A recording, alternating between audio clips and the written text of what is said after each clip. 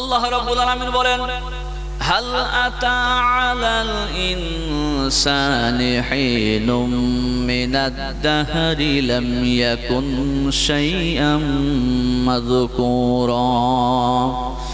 আল্লাহ রাব্বুল আলামিন বলেন বান্দা তোমাদের উপরে কি এমন একটা জামানা অতিবাহিত হলো না যে জামানায় তোমাদের নামের কোনো উল্লেখযোগ্য ছিল না? আমরা বলতে কেউই ছিলাম না, আল্লাহ আমাদেরকে দুনিয়াতে নিয়ে এসেছেন বড় দয়া করে, ঠিক না? রব্বুল আলামিন আমাদেরকে বড় ভালোবেসে দয়া করে এই দুনিয়ার জমিনে আমাদেরকে তিনি পাঠিয়েছেন। আমার বন্ধুগণ, এই দুনিয়াতে কেমনে আসলাম কখনো আমরা চিন্তা করি নাই। কি জিনিস দিয়ে আল্লাহ রাব্বুল আলামিন আমাদেরকে সৃষ্টি করেছেন, কেমন ভাবে দুনিয়াতে তিনি আমাদেরকে এনেছেন, সমস্ত কথাগুলো আল্লাহ রাব্বুল আলামিন কোরআনে কারীমের মধ্যে খুলে খুলে বর্ণনা করেছেন। আল্লাহ রাব্বুল আলামিন বলেন ইন্না খালাকনাল ইনসানা মিন নুতফাতিন আমশাজিন নাবতালিহি ফাজআলনাহু সামিআম বাসীরা। আল্লাহ রাব্বুল আলামিন বলেন আমি তোমাদেরকে সৃষ্টি করেছি এক ফোঁটা নাপাক পানি দিয়ে। এক ফোঁটা নাপাক পানি হতে আল্লাহ রাব্বুল আলামিন আমাদেরকে সৃষ্টি করেছেন। যে এক ফোঁটা নাপাক পানি পুরুষের মেরুদণ্ড এবং নারীর বক্ষপঞ্জর হতে নির্গত হয়, এই রকম এক ফোঁটা নাপাক পানি দিয়ে আল্লাহ রাব্বুল আলামিন আমাদেরকে দুনিয়াতে নিয়ে এসেছেন। কিসের জন্য নিয়ে এসেছেন? আল্লাহ রাব্বুল আলামিন বলেন নাবতালিহিম, আমি বান্দাকে পরীক্ষা করতে চাইব, পরীক্ষা করতে চাই। আল্লাহ রাব্বুল আলামিন আমাদেরকে পরীক্ষা করবেন এই দুনিয়াতে আমরা আমাদের কর্মটা কেমন করি। আল্লাহ রাব্বুল আলামিন বলেন ইন্না হাদাইনাহুস সাবিলা ইম্মা শাকিরা ওয়া ইম্মা কাফুরা। আল্লাহ পাক বলেন বান্দাকে দুনিয়াতে সৃষ্টি করবার পর, দুনিয়াতে পাঠিয়ে দেওয়ার পর আমি বান্দার জন্য রাস্তা দিয়েছি, রাস্তা বলে দিয়েছি। সিরাতে মুস্তাকিমের যে রাস্তা, সঠিক রাস্তা আল্লাহ আমাদেরকে বলে দিয়েছেন, কোরআনের মাধ্যম দিয়ে বলে দিয়েছেন। যদি বান্দা সিরাতে মুস্তাকিমের রাস্তাকে বাছাই করে, বান্দা তুমি পরকালে জান্নাত পেয়ে যাবে। আর যদি তুমি কাফেরের রাস্তা অবলম্বন করো, সিরাতে মুস্তাকিমের রাস্তা যদি ছেড়ে দাও, তোমাকে কিন্তু জাহান্নামে যাওয়া লাগবে। আল্লাহ সব কথা কোরআনে খুলে খুলে বর্ণনা করেছেন। আমার বন্ধুগণ, কোরআনে কারীমের মধ্যে আল্লাহ রাব্বুল আলামিন অপর জায়গায় বলেন ফালিয়ানজুরিল ইনসানু মিম্মা খুলিকা মিম্মা দাফিকিন ইয়াখরুজু মিন বাইনিস সুলবি ওয়াত তারাইব। আল্লাহ পাক বলেন বান্দা তোমরা কি লক্ষ্য করো না, তোমরা কি দেখো না কি জিনিস দিয়ে আমি তোমাদের সৃষ্টি করেছি? এক ফোঁটা নাপাক পানি হতে তোমাদেরকে সৃষ্টি করেছি। যে নাপাক পানিটা পুরুষের মেরুদণ্ড এবং নারীর বক্ষপঞ্জর হতে নির্গত হয়, এই রকম এক ফোঁটা নাপাক পানি যা দিয়ে আমি তোমাদেরকে সৃষ্টি করেছি, এই রকম নাপাক পানি পৃথিবীর জমিনে যদি পড়ে যায় তাহার কোনো মূল্য নাই। এই রকম মূল্যহীন জিনিস দিয়ে আমি তোমাদেরকে সৃষ্টি করেছি, একবার লক্ষ্য করো। আল্লাহ রাব্বুল আলামিন আমাদেরকে সৃষ্টি করবার পর আমাদেরকে শোনার জন্য কর্ণ দান করেছেন, কান দান করেছেন, যে কান দিয়ে আমরা শুনি, শ্রবণ করি। দেখবার জন্য আল্লাহ আমাদেরকে চক্ষু দান করেছেন, যাতে চোখ দিয়ে আমরা কোরআন দেখি এবং বেশি বেশি তেলাওয়াত করি। আল্লাহ পাক বলেন নাবতালিহি ফাজআলনাহু সামিআম বাসীরা। আমি তোমাদেরকে পরীক্ষা করব, কিন্তু দুনিয়াতে তোমাদেরকে পাঠানো হচ্ছে শ্রবণ করবার জন্য, তোমাদেরকে কর্ণ দান করা হলো। আর দেখবার জন্য তোমাদেরকে চক্ষু দান করা হলো। এই চোখ দিয়ে তোমরা কোরআন দেখো, বেশি বেশি করে কোরআন তেলাওয়াত করো। আর মস্ত বড় একটি নিয়ামত আল্লাহ আমাদেরকে দান করেছেন, যে নিয়ামত হচ্ছে জবান, বলার শক্তি আল্লাহ আমাদেরকে দান করেছেন। যারা বলতে পারে না, নিজেদের কথাগুলো প্রকাশ করতে পারে না, তাদের জন্য কত অসুবিধা। আমার বন্ধুগণ, এই নিয়ামত যে বলার মতো শক্তি আল্লাহ আমাদেরকে দান করেছেন, জোরে বলুন সুবহানাল্লাহ। কোরআনে কারীমের মধ্যে আল্লাহ রাব্বুল আলামিন বলেন, আর রহমান আল্লামাল কুরআন খালাকাল ইনসানা আল্লামাহুল বায়ান। রহমান তিনি, যিনি মানুষকে সৃষ্টি করেছেন এবং মানুষকে কোরআনের জ্ঞান দান করেছেন, কোরআন শিক্ষা দিয়েছেন, আর মানুষকে ভাষা দিয়েছেন, জবান দিয়েছেন, যাতে মানুষ বলতে পারে। যারা বলুন সুবহানাল্লাহ। এই জবান আল্লাহ আমাদেরকে দান করেছেন, বলার মতন শক্তি আল্লাহ আমাদেরকে দিয়েছেন। যারা বলতে পারেন না, তাদের কত অসুবিধা আমরা বলতে পারি, যাতে বেশি বেশি আল্লাহর কালামের কথা বলবো, মানুষকে বোঝাবো, মানুষকে শোনাইবো, মানুষকে ভালো কথা বলবো। এই ভাষাগত জ্ঞান আল্লাহ আমাদেরকে দিয়েছেন। এই জন্য আল্লাহর হাজার হাজার নিয়ামত আমাদের উপরে আছে, যে নিয়ামতের কোনো শেষ নাই। আমার বন্ধুগণে বলে, আপনাকে নির্বাচন করতে হবে এই দুনিয়াতে কোনটা সঠিক, এই দুনিয়াতে কোনটা বেঠিক। এই জিনিসটাকে নির্বাচন করবার জন্য, ভালো মন্দ নির্বাচন করবার জন্য আল্লাহ রাব্বুল আলামিন আমাদের একটা জিনিস দান করেছেন, যে জিনিসের নাম হলো মেধা, জ্ঞান, বিবেক, বুদ্ধি। আল্লাহ রাব্বুল আলামিন আমাদেরকে দান করেছেন যাতে আমরা সঠিক রাস্তাটা বাছাই করে নিতে পারি। আল্লাহ রাব্বুল আলামিন কোরআনে বলেন, ইন্না ফি খালকিস সামাওয়াতি ওয়াল আরদি ওয়াখতিলাফিল লাইলি ওয়ান নাহার লাআয়াতিল লিউলিল আলবাব। আল্লাহ পাক বলেন, অবশ্যই আকাশ সৃষ্টির মধ্যে এবং জমিন সৃষ্টির মধ্যে রাত এবং দিনের পরিবর্তনের ব্যাপারে জ্ঞানবানদের জন্য নিদর্শন রেখেছি।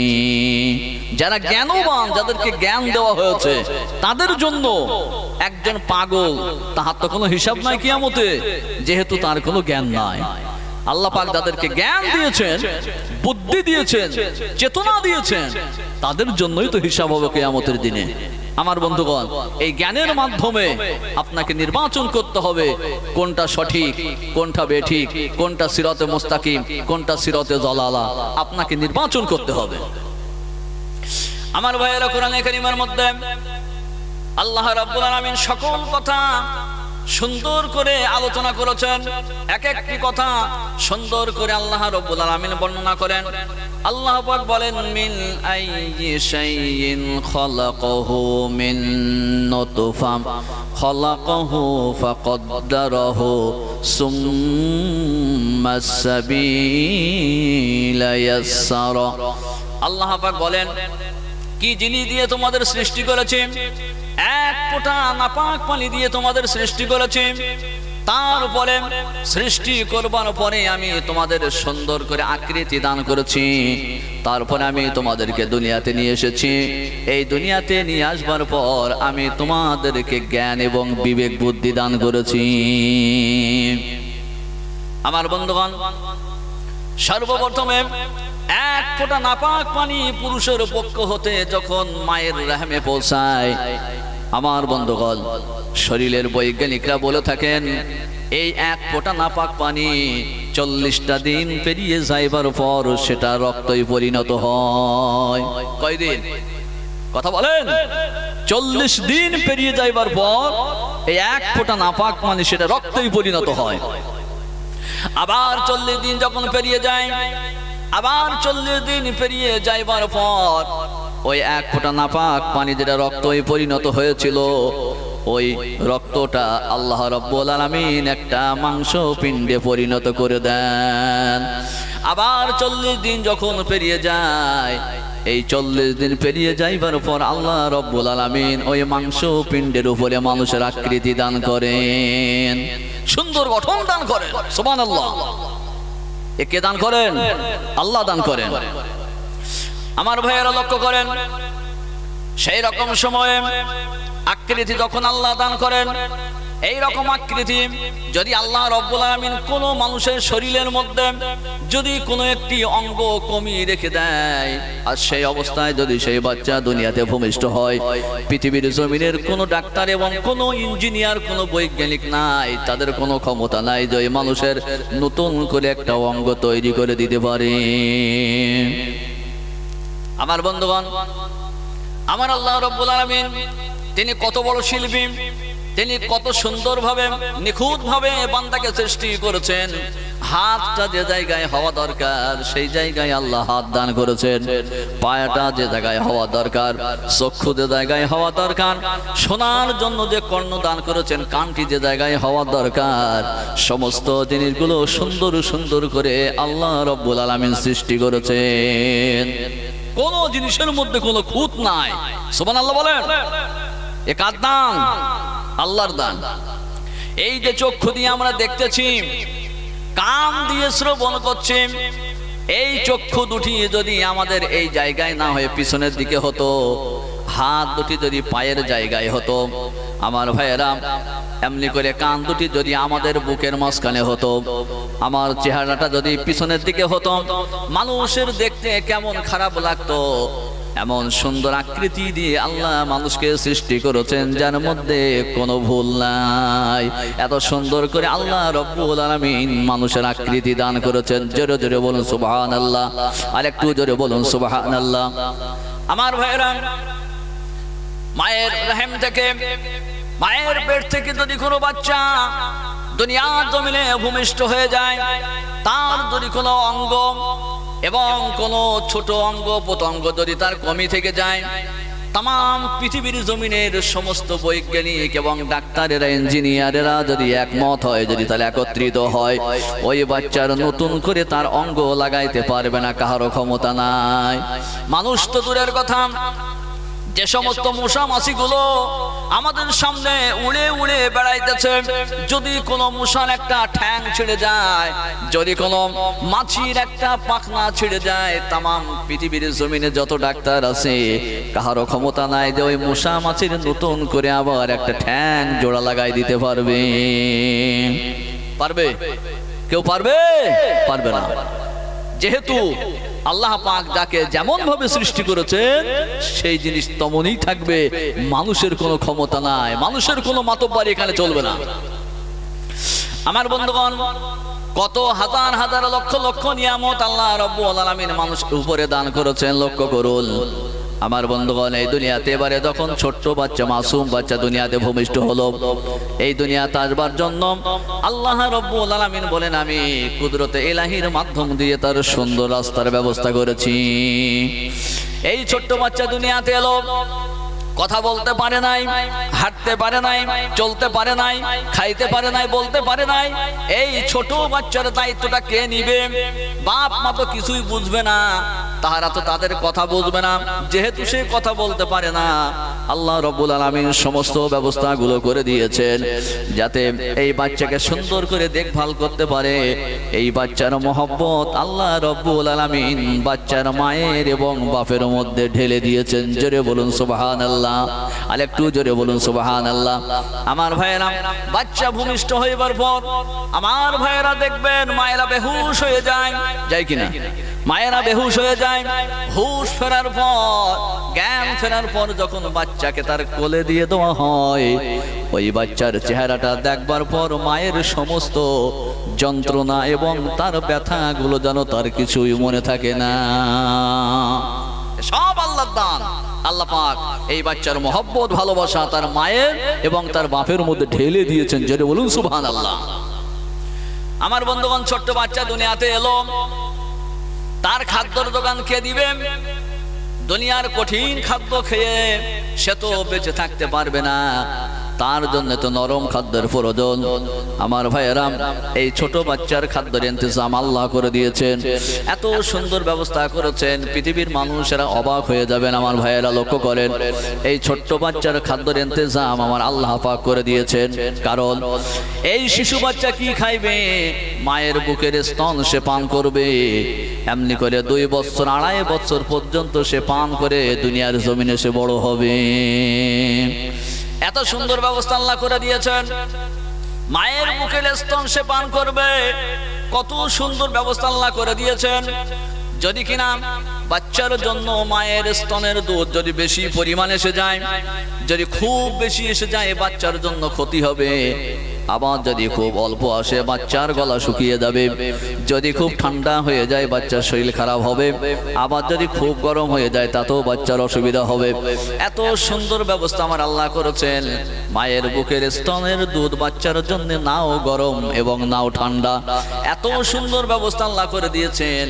বাচ্চা যতটা পরিমাণ দুধ পান করবে, যতটা পরিমাণ সে টান দেবে, ততটা পরিমাণ দুধ বাচ্চার গালে যাবে। জোরে জোরে বলুন সুবহানাল্লাহ, আর একটু জোরে জোরে বলুন সুবহানাল্লাহ। কত সুন্দর নিয়ামত দিয়ে আল্লাহ মানুষকে সৃষ্টি করেছেন, আমরা একটাবারের জন্যও তা দেখি না। ব্রেন দিয়ে, বুদ্ধি দিয়ে, আকল দিয়ে চিন্তা করতে হবে। আল্লাহ তাদেরকে ব্রেন দিয়েছেন, বুদ্ধি দিয়েছেন, মেধা দিয়েছেন, চেতনা দিয়েছেন। তাদেরকে বুঝতে হবে যে আল্লাহর কত হাজার হাজার লক্ষ লক্ষ নিয়ামত আমাদের উপরে আছে, তা একবার আমাদের লক্ষ্য করার বিষয়। আমার বন্ধুগণ, আমরা কখনো তা ভাবি না এবং চিন্তাও করি না। এইরকম বুদ্ধি শুধু আল্লাহ মানুষের মধ্যে না, সকল প্রাণীর মধ্যে দিয়েছেন। যে যেমন প্রাণী তার মধ্যে আল্লাহ তেমনই ব্রেন দিয়েছেন, তার মধ্যে ততটা জ্ঞান আল্লাহ দান করেছেন। আপনি অবাক হবেন। আমি ইতিহাস পড়তেছিলাম, ইতিহাস পড়তে পড়তে দেখলাম যে পাকিস্তানের একটি শহর আছে, পেশোয়া শহর। নাম শুনেছেন? পেশোয়া শহর। এই পেশোয়া শহরে একজন মানুষের বাড়িতে বাঁদরের উৎপাত, খুব বাঁদরের উৎপাত তার বাড়িতে। যদি কোনো জিনিস রাখে তো বাঁদরে নষ্ট করে দেয়, আবার যদি সেখানে কোনো খাদ্য রাখে তো বাঁদর গিয়ে খেয়ে ফেলে, খুব উৎপাত করে। মানুষেরা অধৈর্য হয়ে গেছে যে কেমন করে বাঁদরগুলোকে দূর করা যায়, কেমন করে ওদেরকে শেষ করা যায়। ভয় দেখিয়ে তো যায় না, তাহলে কি করবে? শেষ পর্যন্ত তারা শেষ পর্যন্ত সিদ্ধান্ত নিয়েছে যে এই বাঁদরগুলোকে বিষ খাবিয়ে মেরে দেবে। আমি ইতিহাস পড়ছি, আমি অবাক হয়ে গেলাম যে বাড়ির মালিক আটার সঙ্গে, যেহেতু তারা রুটি খায়, আমাদের প্রধান খাদ্য তো চাউল নাকি, আমাদের যদি চাউল না হয়, ভাত না হয় তো আমাদের মন ভরে না। কিন্তু শুকনো এলাকার মানুষেরা, রাজস্থান বলেন, কাশ্মীর বলেন, পাকিস্তান বলেন, আফগানিস্তান বলেন, যত এগিয়ে যাইবেন তাদের প্রধান খাদ্য কিন্তু রুটি। হ্যাঁ, তো রুটির সঙ্গে আটার সঙ্গে বিষ মিশিয়ে রুটি বানিয়ে ছাদের মাথায় রেখে এসেছে, যাতে বাঁদরের দল যাবে, রুটি খাবে তো মরবে। এই বুদ্ধি করেছে যাতে তারা সব শেষ হয়। আমার ভাইয়েরা, এমনি করে বিষ মাখিয়ে রুটি বানিয়ে ছাদের মাথায় রেখে এসেছেন, আর জানালা দিয়ে দেখছে যে বাঁদরেরা কি করে। জানালা দিয়ে দেখছে যে বেশ কিছু বাঁদর এসেছে। তার মধ্যে হতে একটা বাঁদর যখন রুটির কাছে এসেছে, রুটির কাছে গিয়ে রুটি তুলে ওইভাবে রেখে দিয়েছে, খাই নাই। তারপর কি হলো? সকল বাঁদরের কাছে গিয়ে কানে কানে কি যেন একটা কথা বলে এলো। কোনো বাঁদর রুটিতে হাত দেয় না। সেই বাঁদরটি সেখান থেকে ছুটে চলে গেল, জঙ্গলে গেল। বাড়ির মালিক বয়ান করছেন, আমি আমার মন গড়া কথা বলছি না, ইতিহাসের কথা বলছি, যেটা আমি পড়েছি। বাড়ির মালিক অবাক হয়ে দেখছেন যে ওই বাঁদর সকলের কানে কানে কি যেন বলে গেল, তারা সব অপেক্ষা করছে।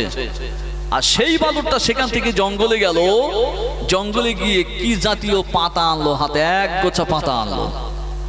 এই পাতাগুলো প্রত্যেকটি বাঁদরের কাছে একটি একটি করে দিল।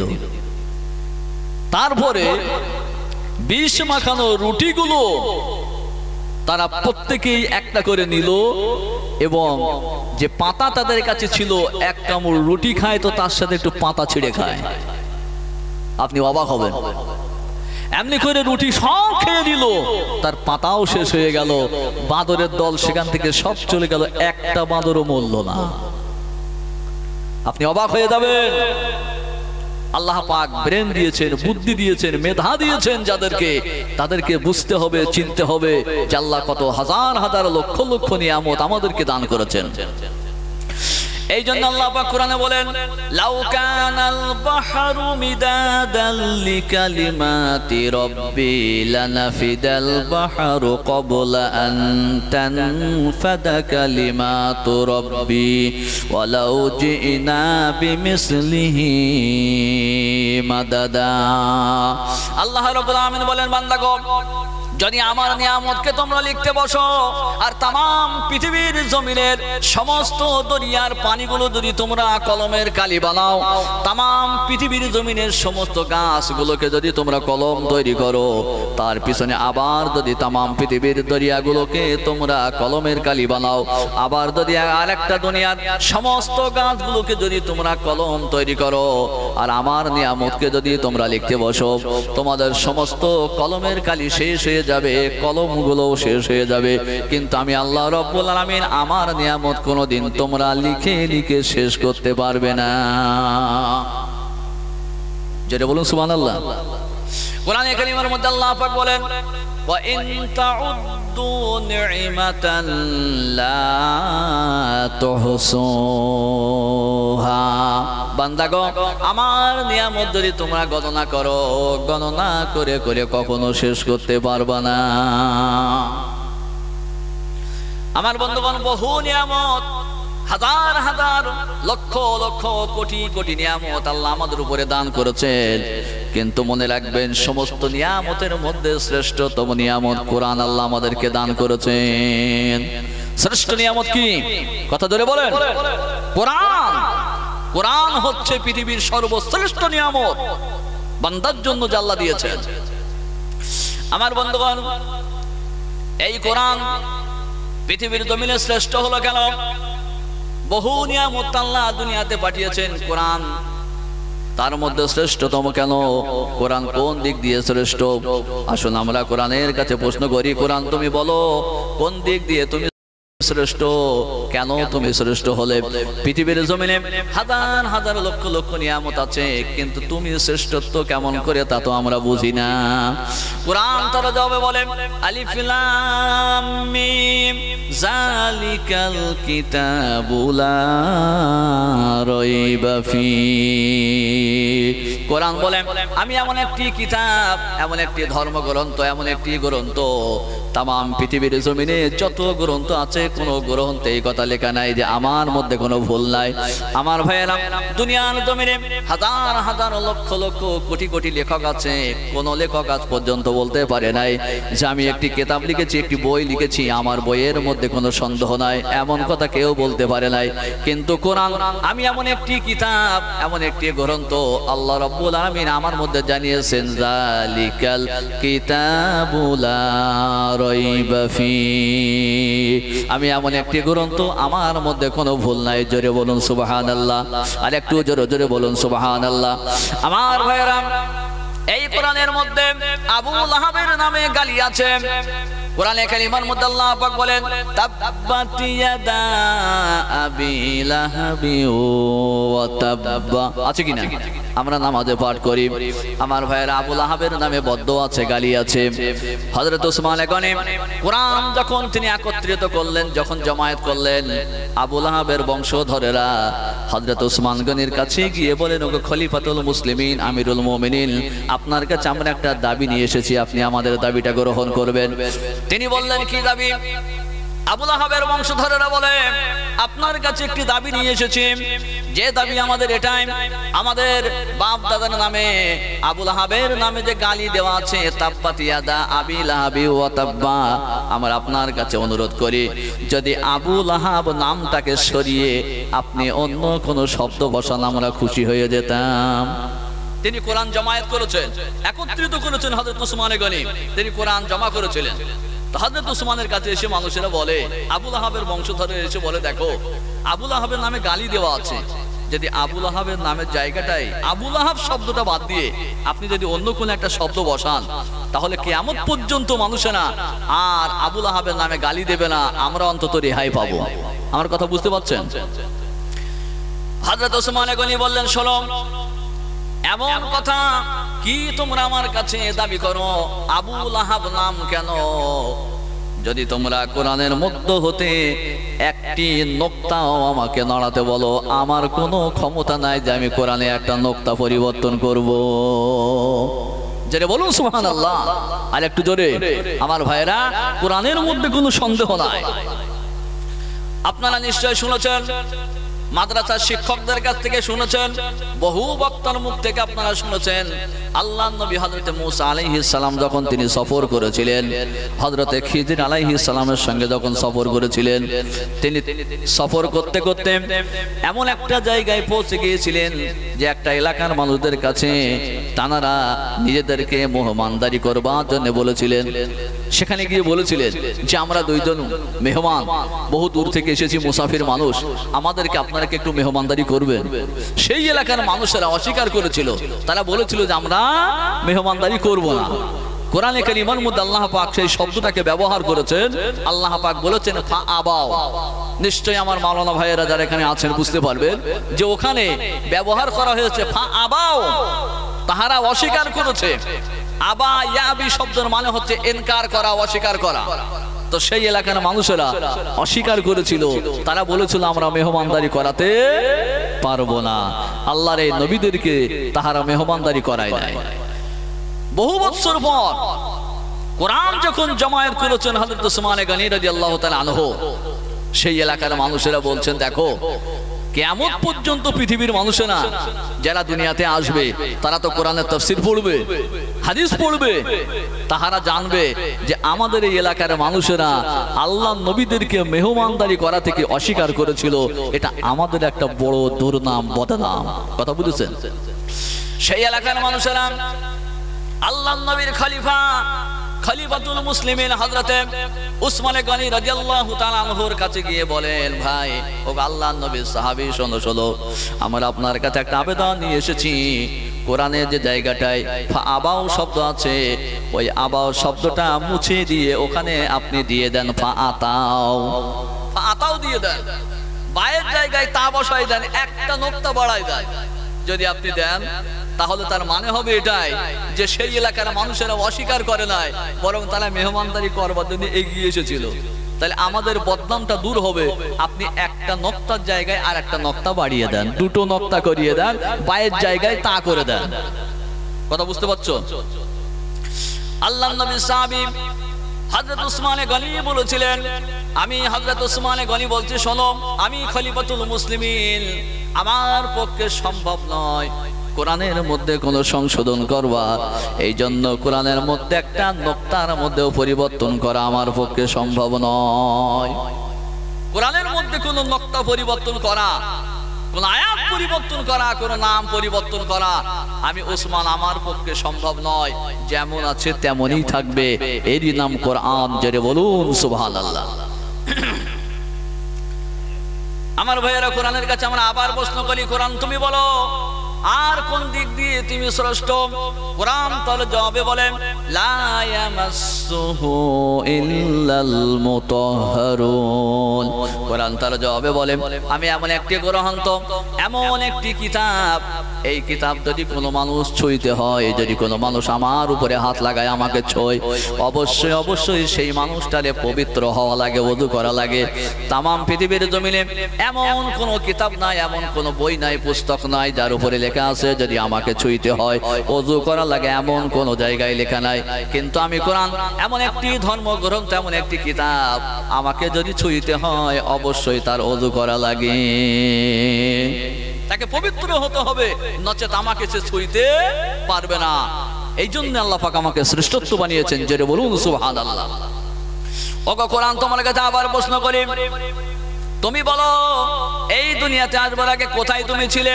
কোরআন তার জবাবে বলে, ফি লাউহিম মাহফুজ। এই দুনিয়াতে আসবার আগে আমি লাউহে মাহফুজ ছিলাম। কোন রাতে তুমি অবতীর্ণ হয়েছ? কোরআনের কাছে আবার যদি প্রশ্ন করা হয়, কোরআন তার জবাবে বলে, ইন্না আনজালনাহু ফি লাইলাতিল কদর। কোরআন বলে আমাকে মহান আল্লাহ রাব্বুল আলামিন লাইলাতুল কদরের রাতে অবতীর্ণ করেছেন। লাইলাতুল কদর এই মুবারক রাতে আল্লাহ আমাকে অবতীর্ণ করেছেন। কে তোমাকে নিয়ে এসেছিল? আল্লাহর পক্ষ থেকে নবীর উপরে তোমাকে কে নিয়ে এসেছিল? কোরআন তার জবাবে বলে ইন্নাহু লাকাউলু রাসূলিন কারীম। আল্লাহর মুকাররম মুআজ্জাজ ফেরেশতা হযরত জিবরিল আমিন তিনি আমাকে নিয়ে এসেছেন বিশ্ব নবীর উপরে। কে তোমাকে অবতীর্ণ করেছেন? কোরআন তার জবাবে বলে তানজিলুম মির রাব্বিল আলামিন। আমাকে আল্লাহ রাব্বুল আলামিন তিনি অবতীর্ণ করেছেন। আমার ভাইয়েরা, এই কোরআনের মধ্যে কোনো ভুল আছে নাকি? কোরআনের কাছে যদি প্রশ্ন করি, কোরআন তোমাকে যখন নিয়ে আসা হয়েছিল, বিশ্ব নবীর উপরে অবতীর্ণ করা হয়েছিল, বিশ্ব নবী মুহাম্মদ সাল্লাল্লাহু আলাইহি ওয়াসাল্লামে কোরআনের মধ্যে কোনো কথা বাড়িয়ে বলেছে কিনা কিংবা কোনো কথা খাটো করেছে কিনা? কোরআন তারা যাবে বলে ওয়ালাউ তাকাওয়ালা আলাইনা বাযাল আকাবিল লাওয়াখাযনা মিনহু বিল ইয়ামিন সুম্মা লাকাতা'না মিনহু বিল ওয়াতিন। কোরআন তারা যাবে বলে যদি এই কোরআনের মধ্যে আল্লাহ পাক বলেন, যদি এই কোরআনের মধ্যে আমার নবী কোনো কথা বাড়িয়ে বলতো, যদি কোনো কথা কমিয়ে বলতো, যদি নিজের পক্ষ থেকে মন গড়া কোনো কথা বলে দিত, আমি আল্লাহ আমার নবীকে পাকড়াও করতাম, ডান হাত দিয়ে তাকে পাকড়াও করে তার গিরিবাটা, তার শ্বাস নলিটা কেটে ফেলে দিতাম। কিন্তু আমার নবী কোরআনের মধ্যে কোনো কথা বাড়িয়ে চাড়িয়ে বলেন নাই, বরং কোরআনের সেই কথাই বলেছেন যেটা আমি তার কাছে অবতীর্ণ করেছি। জোরে বলুন সুবহানাল্লাহ। কোরআনের মধ্যে কোনো সন্দেহ নাই, কোনো ভুল নাই। ওগো কোরআন, তোমার কাছে আবার প্রশ্ন করি, কিসের জন্য তোমাকে পাঠানো হলো? এই দুনিয়াতে আল্লাহ পাক তিনি তানার বান্দাদেরকে পাঠিয়েছেন, সব বান্দাদেরকে পাঠিয়েছেন, নবীদেরকে পাঠিয়েছেন, রাসূলদের পাঠিয়েছেন। তা সত্ত্বেও কোরআন তোমাকে কেন পাঠানো হলো? কি কারণে পাঠানো হলো? কোরআন তার জবাবে বলে আলিফ লাম রা কিতাবুন আনজালনাহু ইলাইকা লিতুখরিজান নাসা মিনাজ যুলুমাতি ইলান নূর। কোরআন তার জবাবে বলে আমাকে আল্লাহ এই জন্য পাঠিয়েছেন। আল্লাহ পাক বলেন, হে নবী, এই একটি কিতাব আমি আপনার হাতে তুলে দিলাম, এই জন্য তুলে দিলাম যাতে এই কোরআন পৃথিবীর মানুষকে অন্ধকারের রাস্তা হতে বার করে আলোর সন্ধান দিতে পারে। একটু জোরে জোরে বলুন সুবহানাল্লাহ, আর একটু জোরে জোরে বলুন সুবহানাল্লাহ। এই কোরআন এমন একটি কিতাব, যারা পড়বে তারা আলোর রাস্তা পাবে, সঠিক রাস্তার সন্ধান পাবে। কোরআন মানুষকে জুলুমাত থেকে বার করে আলোর রাস্তা এনে দেবে, তাদেরকে অন্ধকারের রাস্তা থেকে বার করে আলোর রাস্তায় দিয়ে দেবে। জোরে বলুন না সুবহানাল্লাহ। এর নাম কোরআন। আমার ভাইয়েরা, এবারে আমরা কোরআনের কাছে প্রশ্ন করব, কোরআন তুমি বলো, তোমার মধ্যে বিজ্ঞানের কোনো কথা আলোচনা আছে নাকি, নাকি শুধু আরবি পড়ার নাম কোরআন? কোরআন তার জবাবে বলে ইয়াসিন ওয়াল কুরআনিল হাকীম। কোরআন বলে আমি এমন একটি কিতাব, আল্লাহ রাব্বুল আলামিন আমার মধ্যে বিজ্ঞানের কথা খুলে খুলে বর্ণনা করেছেন। জোরে জোরে বলুন সুবহানাল্লাহ। কোরআনের মধ্যে আল্লাহ সমস্ত বিজ্ঞানের কথা আলোচনা করেছেন। কোরআনকে পৃথিবীর জমিনে বিজ্ঞানের সমুদ্র বলা হয়। এই কোরআন তামাম পৃথিবীর মানুষের জন্য, সকল মানুষ, সব ধরনের মানুষ, আমার ভাইয়েরা, তাদের সকলের জন্য এই কোরআন আলোর সন্ধান। জোরে বলুন সুবহানাল্লাহ। আমার বন্ধুগণ, এই কোরআনের মধ্যে আল্লাহ বিজ্ঞানের কথা আলোচনা করেছেন। রাষ্ট্রবিজ্ঞান, শাসন বিজ্ঞান, সমাজ বিজ্ঞান, ভৌত বিজ্ঞান, আকাশ বিজ্ঞান, পদার্থ বিজ্ঞান, সমস্ত বিজ্ঞানের কথা আলোচনা করেছেন। এই কোরআন মানুষকে শিক্ষা দিয়েছে বাপ মা সন্তানের সঙ্গে কেমন ব্যবহার করবে, সন্তান বাপ মাকে কেমন ব্যবহার করবে, তাদের সঙ্গে কেমন ব্যবহার করবে। এই কোরআন মানুষকে শিক্ষা দিয়েছেন নারীর স্বাধীনতা কেমন দিতে হবে, কোরআন মানুষকে শিক্ষা দিয়েছে। আমরা কোরআন পড়তে জানি না, বুঝি না, এই জন্য কোরআন থেকে কিছু বার করতেও পারি না, ঠিক কিনা? আসুন কোরআন কেমন করে আমাদের শিক্ষা দিতেছে দেখুন। আমার ভাইয়েরা, রাষ্ট্রবিজ্ঞান, শাসন বিজ্ঞান, সমস্ত বিজ্ঞানের কথা আল্লাহ কোরআনে খুলে খুলে বর্ণনা করেছেন। আল্লাহ রাব্বুল আলামিন বলেন, ইন্নাল্লাহা ইয়া'মুরুকুম বিল আদলি ওয়াল ইহসান। আল্লাহ পাক বলেন, ইন্নাল্লাহা ইয়া'মুরুকুম বিল আদলি ওয়াল ইহসান। আল্লাহ পাক বলেন, বান্দা যদি তোমরা দুনিয়াতে রাষ্ট্রপ্রধান হও, যদি তোমরা দুনিয়াতে রাষ্ট্র নেতা হও, যদি তোমরা এমএলএ হও, এমপি হও, মন্ত্রী হও, দুনিয়ার জমিনের কোন শাসন ব্যবস্থা যদি তোমাদের হাতে চলে যায়, তোমরা মানুষের উপরে যে বিচার করবে, ন্যায় বিচার করবে, ইনসাফের সঙ্গে বিচার করবে, যেন তাদের উপরে তোমরা জুলুম করবে না। জুলুম করা থেকে আল্লাহ নিষেধ করেছেন। দেখুন রাষ্ট্রবিজ্ঞান, শাসন বিজ্ঞানের কথা আল্লাহ কেমন করে বোঝাচ্ছেন কোরআনে। কোরআন কত সুন্দর করে আমাদেরকে, কত সুন্দর করে আল্লাহ পাক কোরআনের মধ্যে আমাদেরকে বুঝিয়েছেন যে যদি তোমরা রাষ্ট্রনায়ক হও, রাষ্ট্রনেতা হও, এমএলএ হও, এমপি হও, মন্ত্রী হও, মানুষের উপরে জুলুম করো না, অত্যাচার করো না, অবিচার করো না।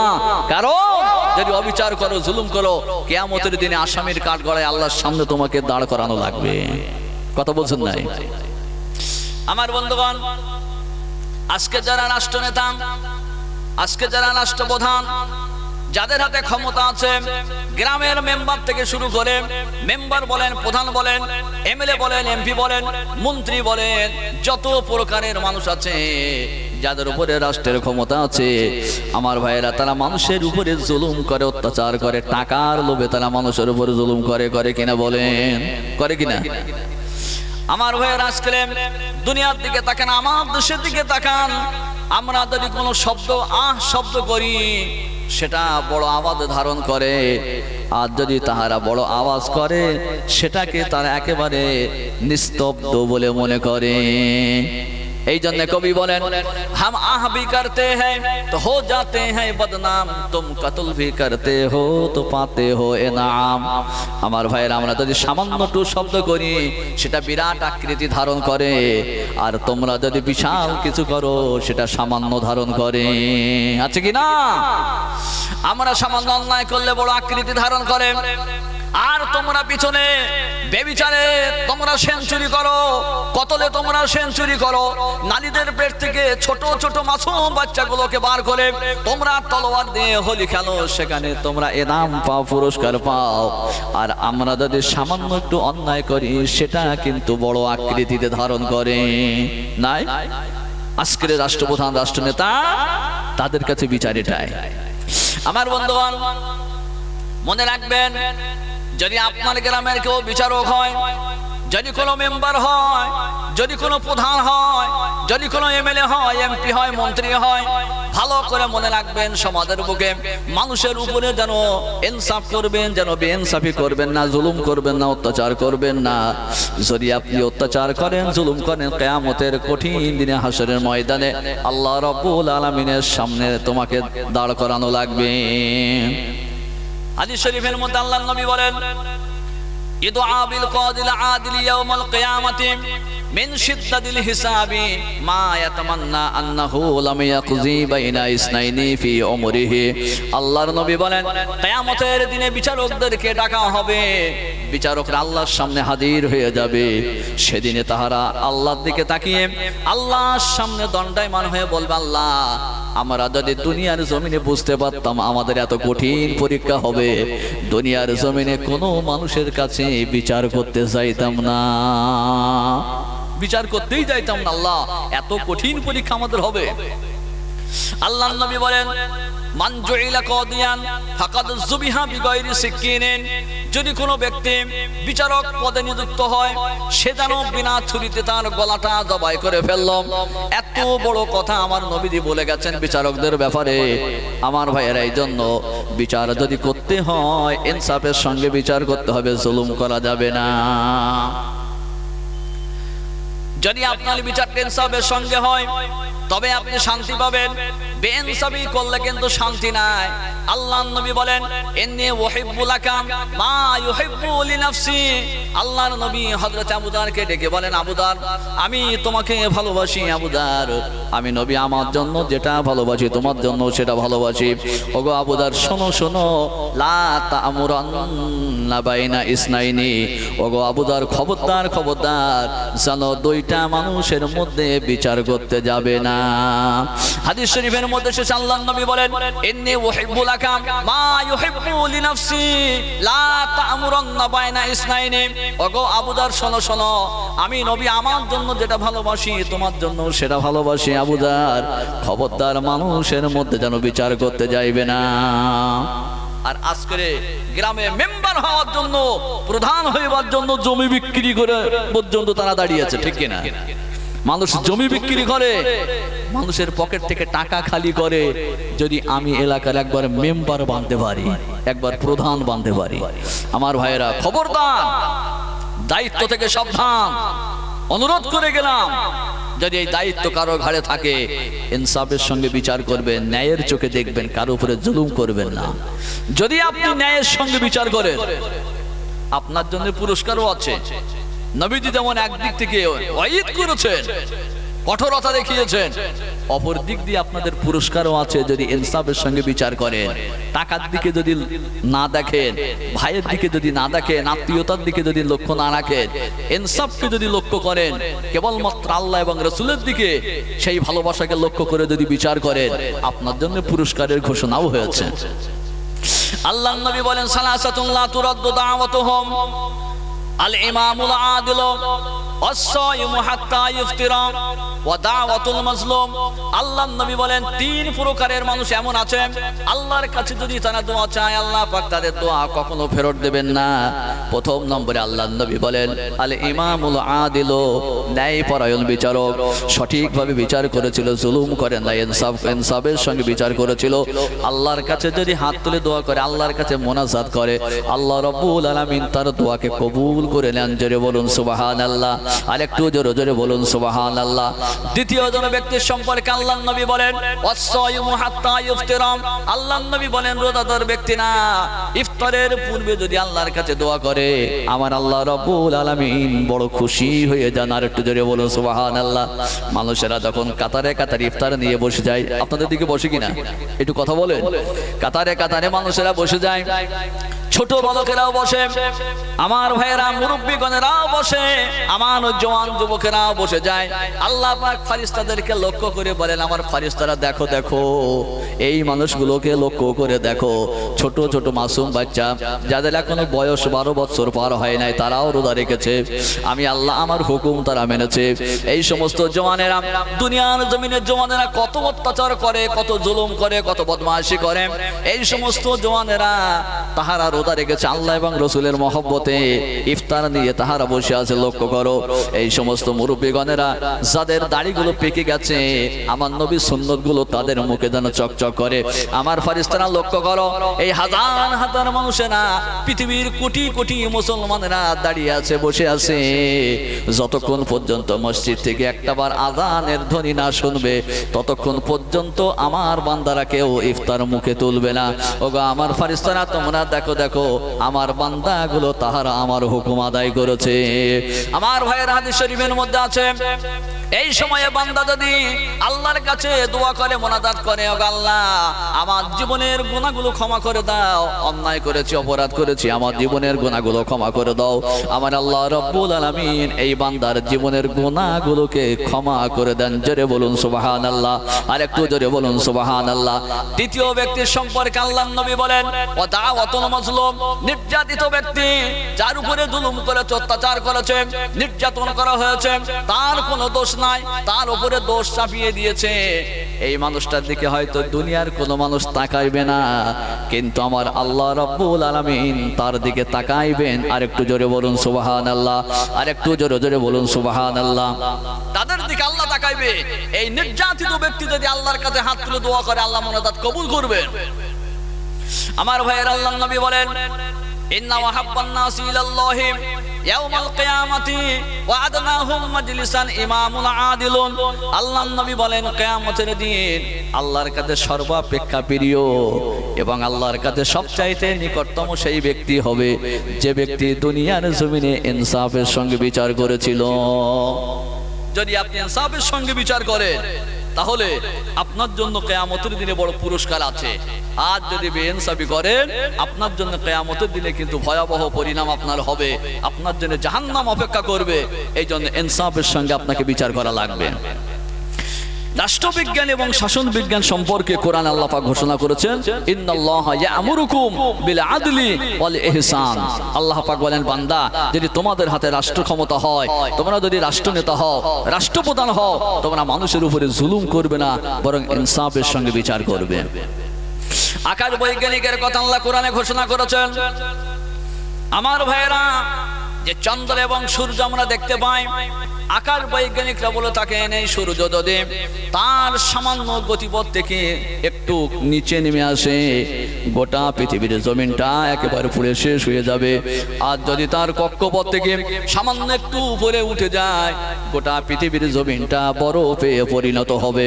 আমার আল্লাহ রাব্বুল আলামিন বলেন কোরআনে কারীমের মধ্যে আল্লাহ পাক ঘোষণা করেন, আশ-শামসু ওয়াল কমারু বিহুসবান। সূর্য এবং চন্দ্র নিয়মিত চলে। জোরে জোরে বলুন সুবহানাল্লাহ। কোরআনের দ্বিতীয় জায়গায় আল্লাহ পাক বলেন, ওয়াশ-শামসু তাজরি লিমুস্তাকাররিল লাহা যালিকা তাকদীরুল আজিজিল আলিম।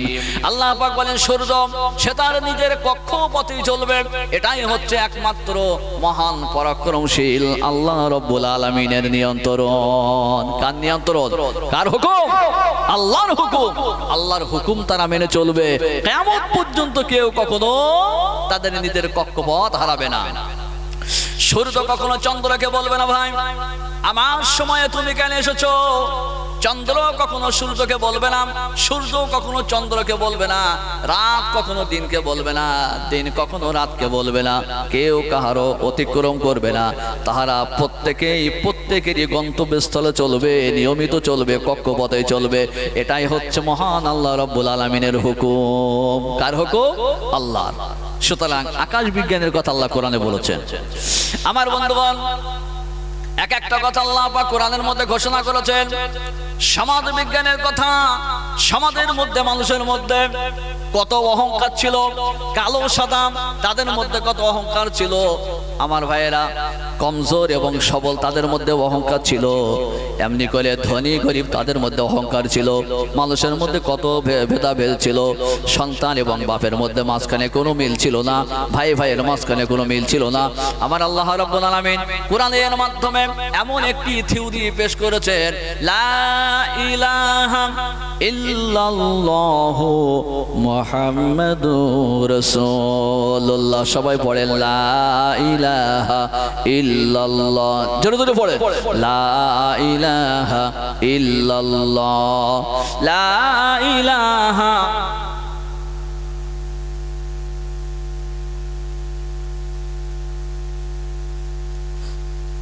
বিশ্বভুবনে যা কিছু আছে সবই যে তাহার করুণা যাচে।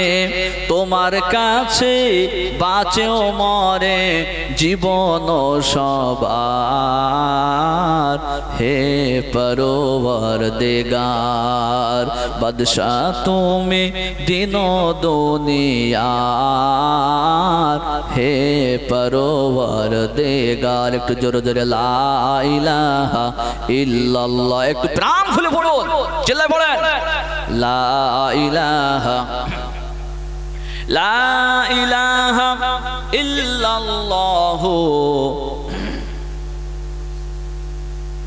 চাঁদ সূরজ গ্রহ তারা দিন রজনী গায় সে তারা, মহিমা তোমার হে পরওয়ারদিগার। বাদশাহ তুমি দিন দুনিয়ার, হে পরওয়ারদিগার। একটু জোরে জোরে লা ইলাহা। লা ইলাহা ইল্লাল্লাহ। আমার ভাইয়েরা, কোরআনের মধ্যে আল্লাহ রাব্বুল আলামিন এমন একটি থিওরি পেশ করেছেন, লা ইলাহা ইল্লাল্লাহ মুহাম্মাদুর রাসূলুল্লাহ। এই কালেমা তারা পড়ে নিয়েছে, ভাইয়ে ভাইয়ে মহব্বত হয়ে গেছে, সাদা কালোর মধ্যে সম্পর্ক হয়ে গেছে, ধনী গরিবের মধ্যে কোনো পার্থক্য নাই, সকলের মধ্যে মহব্বত মিল হয়ে গেছে। বলুন সুবহানাল্লাহ। আমার ভাইয়েরা, নামাজের কাতারে যখন আমরা দাঁড়াই যাই, এই যে মসজিদে নামাজ আদায় করলাম, আমরা সকলে একসঙ্গে নামাজ আদায় করেছি। যদি কোনো কোটিপতি মানুষ যদি সে একটা জায়গায় দাঁড়ায়, আর তার পাশে যদি কোনো ভিক্ষুক গিয়ে দাঁড়ায়, ওই কোটিপতির গায়ে যদি ভিক্ষুকের পা লাগে, তার ক্ষমতা নাই যে তাহাকে চোখ রাঙিয়ে কথা বলবে। আছে? ক্ষমতা আছে? নাই। একজন কোটিপতির পাশে ভিক্ষুক গিয়ে নামাজ আদায় করবে, ভিক্ষুকের গায়ে, ভিক্ষুকের পা যদি কোটিপতির গায়ে লাগে, তার ক্ষমতা নাই যে সে তাহাকে চোখ রাঙাবে। কারণ আল্লাহর হুকুম। কার হুকুম? নামাজ ছাড়া একটা ভিক্ষুকের পা কোটিপতির গায়ে লাগাতে বলেন তো দেখি, তার অবস্থা কোন জায়গায় গিয়ে দাঁড়ায়? আমার বন্ধুগণ, সমাজের এই থিওরি, সমাজ বিজ্ঞানের এই থিওরি আল্লাহ রাব্বুল আলামিন মানুষকে শিক্ষা দিয়েছেন কোরআনের মাধ্যমে। সুতরাং কোরআনের মধ্যে আল্লাহ রাব্বুল আলামিন সমাজ বিজ্ঞানের কথা আলোচনা করেছেন। আমার ভাইরা, এই কোরআনের কথা আমি বলেছি, কোরআনের মধ্যে আল্লাহ রাব্বুল আলামিন আলোচনা করেছেন, আল্লাহ পাক ঘোষণা করেছেন সন্তান কেমন করে বাপ মাকে শ্রদ্ধা করবে, বাপ মায়ের হক আদায় করবে। আবার বাপ মাকেও আল্লাহ পাক শিক্ষা দিয়েছেন সন্তানকে কেমন করে মানতে হবে, তাদের হকগুলো কেমন করে আদায় করতে হবে। সব কথাগুলো কোরআনে কারিমের মধ্যে আল্লাহ খুলে খুলে বর্ণনা করেছেন, ঠিক কিনা? কোরআনের মধ্যে আল্লাহ পাক বলেন, ওয়াকাযা রাব্বুকা আল্লা তা'বুদু ইল্লা ইয়্যাহু ওয়া বিল ওয়ালিদাইনি ইহসানা। আল্লাহ পাকের হুকুম। কার হুকুম? তোমার রবের ফায়সালা। আল্লাহর সঙ্গে যেন কাউকে শরীক করবে না, কাউকে অংশীদার বানাইবে না। আর বাপ মাকে তোমরা সম্মান করো, বাপ মাকে সেবা করো, বাপ মাকে তোমরা বেশি বেশি করে যত্ন করো, সেবা করো। আমার ভাইয়েরা, আল্লাহর হুকুমের পরে আমার আল্লাহ পাক বাপ মায়ের স্থান দিয়েছেন। কাদের স্থান? এখানে আল্লাহ পাক কোনো পীরের স্থান দেন নাই, কোন আলেমের স্থান দেন নাই, কোন মুরব্বির স্থান দেন নাই। আপনি হাদিয়া নিয়ে যাইতেছেন পীরের দরবারে, কোথায়? পীরের দরবারে হাদিয়া নিয়ে যাইতেছেন। পীর সাহেব আপনার জন্য দোয়া দিলে আপনার দোয়া কবুল হবে নাকি? হবে? কিন্তু বাপ এবং মা যদি সন্তানের জন্য দোয়া দেয়, আল্লাহর আরশ আজিমে পৌঁছাবে, মাঝখানে কোনো আর থাকবে না। বাপ মাকে সেবা করেন। আল্লাহর হুকুমের পরে আমার আল্লাহ সেখানে বাপ মায়ের কথা টেনে এনেছেন। আল্লাহর সঙ্গে কাউকে শরীক করো না, আর বাপ মাকে তোমরা সম্মান করো, তাদেরকে মহব্বত করো, তাদেরকে সম্মান করো। আল্লাহর হুকুম।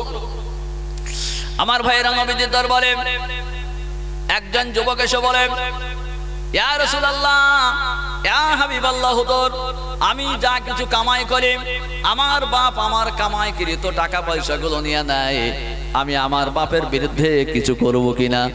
আল্লাহর নবী কথাগুলো শুনতেছিলেন। এমন সময়ে দূর থেকে গুটি গুটি পায়ে একজন বৃদ্ধ মানুষ লাঠির উপরে ভর দিয়ে আল্লাহর নবীর দরবারের দিকে আগাইতেছে। কাছাকাছি যখন পৌঁছে গেল, যুবক লক্ষ্য করে দেখে আমার আব্বা এসে গেছে। আল্লাহর নবী কথাগুলো শুনতেছিলেন। এমন সময়ে যুবককে লক্ষ্য করে আল্লাহর নবী বললেন, হে যুবক, এই বৃদ্ধ মানুষটি তোমার আব্বা নাকি? যুবকটি বলল, হুজুর, হ্যাঁ, ইনি আমার আব্বা। এবারে বৃদ্ধ মানুষটি বলেন, ইয়া রাসূলুল্লাহ, ইয়া হাবিবাল্লাহ, হুজুর, আমি যখন জওয়ান ছিলাম, আমার ছেলে যখন ছোট ছিল, আমার ছেলের যা কিছু প্রয়োজন হতো, যা কিছু লাগতো, সবটাই আমি আমার ছেলের জন্য দিয়ে দিয়েছিলাম। আমার ছেলের কোনো জিনিসের অভাব রাখি নাই। এখন আমি বৃদ্ধ হয়ে গেছি, খাটতে পারি নাই, আমার কামাই করতে পারি নাই, আমার হাতে পয়সা আসে নাই, আমার যেটা প্রয়োজন আমার সন্তান সেটা আমার মেটাই না। আপনি বলেন আমি এখন কি করতে পারি? আল্লাহর নবী কথাগুলো শোনার পর যুবকের দিকে তাকিয়ে বলে, হে যুবক, হে যুবক, শোনো শোনো, আনতা ওয়া মালুকা লিআবিকা, হে যুবক, তুমি এবং তোমার সম্পদ সবটাই তোমার বাপের জন্য।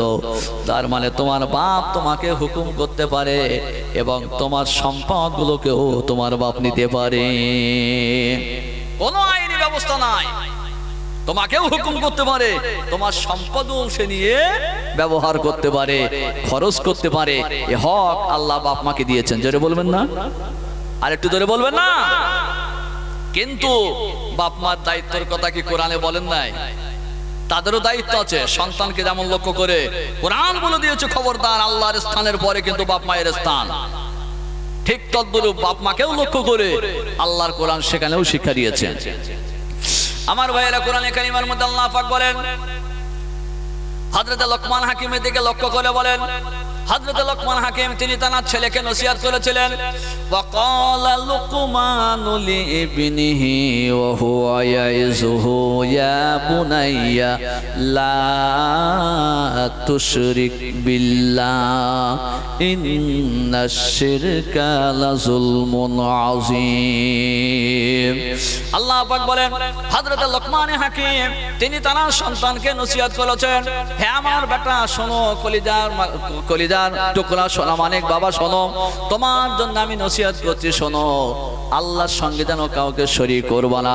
কারণ হচ্ছে আল্লাহর সঙ্গে শরীক করা বড় অন্যায়।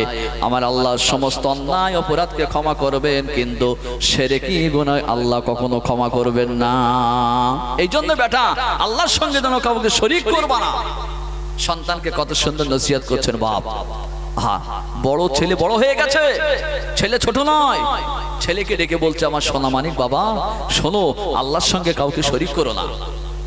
আমার ভাইয়েরা, খলিফাতুল মুসলিমিন আমিরুল মুমিনিন হযরত ওমর ফারুক রাদিয়াল্লাহু তাআলা আনহু তিনি মসনদে বসে আছেন। একজন বৃদ্ধ মানুষ তানার কাছে যাইতেছেন।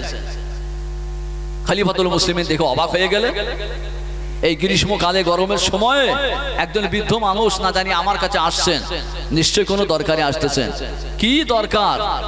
কাছাকাছি যখন এলেন, আল্লাহর নবী সাহাবী হযরত ওমর জিজ্ঞাসা করলেন, চাচাজি দেখে তো মনে হয় আমার কাছে আসতেছেন কোনো বিষয় নিয়ে, কোনো মামলা নিয়ে আসতেছেন। চাচাজি বলে, হুজুর হ্যাঁ, ও আল্লাহর নবী সাহাবী, আমি আপনার কাছে এসেছি, একটা মামলা নিয়ে এসেছি, একটা শিকায়েত নিয়ে এসেছি। হযরত ওমর ফারুক অবাক হয়ে গেলেন, এই বৃদ্ধ বয়সে কার ব্যাপারে শিকায়েত নিয়ে এসেছো? চাচাজি বলেন, ও আল্লাহর নবী সাহাবী শোনেন, আমি আমার ছেলের বিরুদ্ধে আপনার কাছে মামলা নিয়ে এসেছি। অবাক হয়ে বললেন, ছেলের বিরুদ্ধে? বলে, হুজুর হ্যাঁ, আমার ছেলে আমার সঙ্গে এমন বেয়াদবি করে, এমন অশ্লীল ভাষায় গালাগালি করে, যা আমি ভাষায় প্রকাশ করতে পাচ্ছি না। কথাটা শুনে হযরত ওমর ফারুক অবাক হয়ে গেলেন, আহা, সন্তান বাপের সঙ্গে এমন ব্যবহার করে। চাচাজিকে লক্ষ্য করে বলেন, চাচাজি ছেলেটা রেখে আমার দরবারে নিয়ে আসতে পারবে? চাচাজি বলেন, হুজুর আমার ছেলে যদি সে আমার কথা শুনে আপনার দরবারে আসতো, তা আমি আপনার কাছে তো শিকায়েত দিতাম না। আপনার কাছে শিকায়েত দিতেছি, তার মানে এই যে আমার ছেলে সে আমার কোনো কথাই শোনে না, আমি তার কেমনে নিয়ে আসবো? নবী সাহাবী বললেন, চাচাজি ছেলের কাইফিয়াত গুলো বলতে পারবে? তার গায়ের রংটা কেমন বলতে পারবে? সেগুলো বলো, নচেত আমি পাকড়াও করবো কি করে?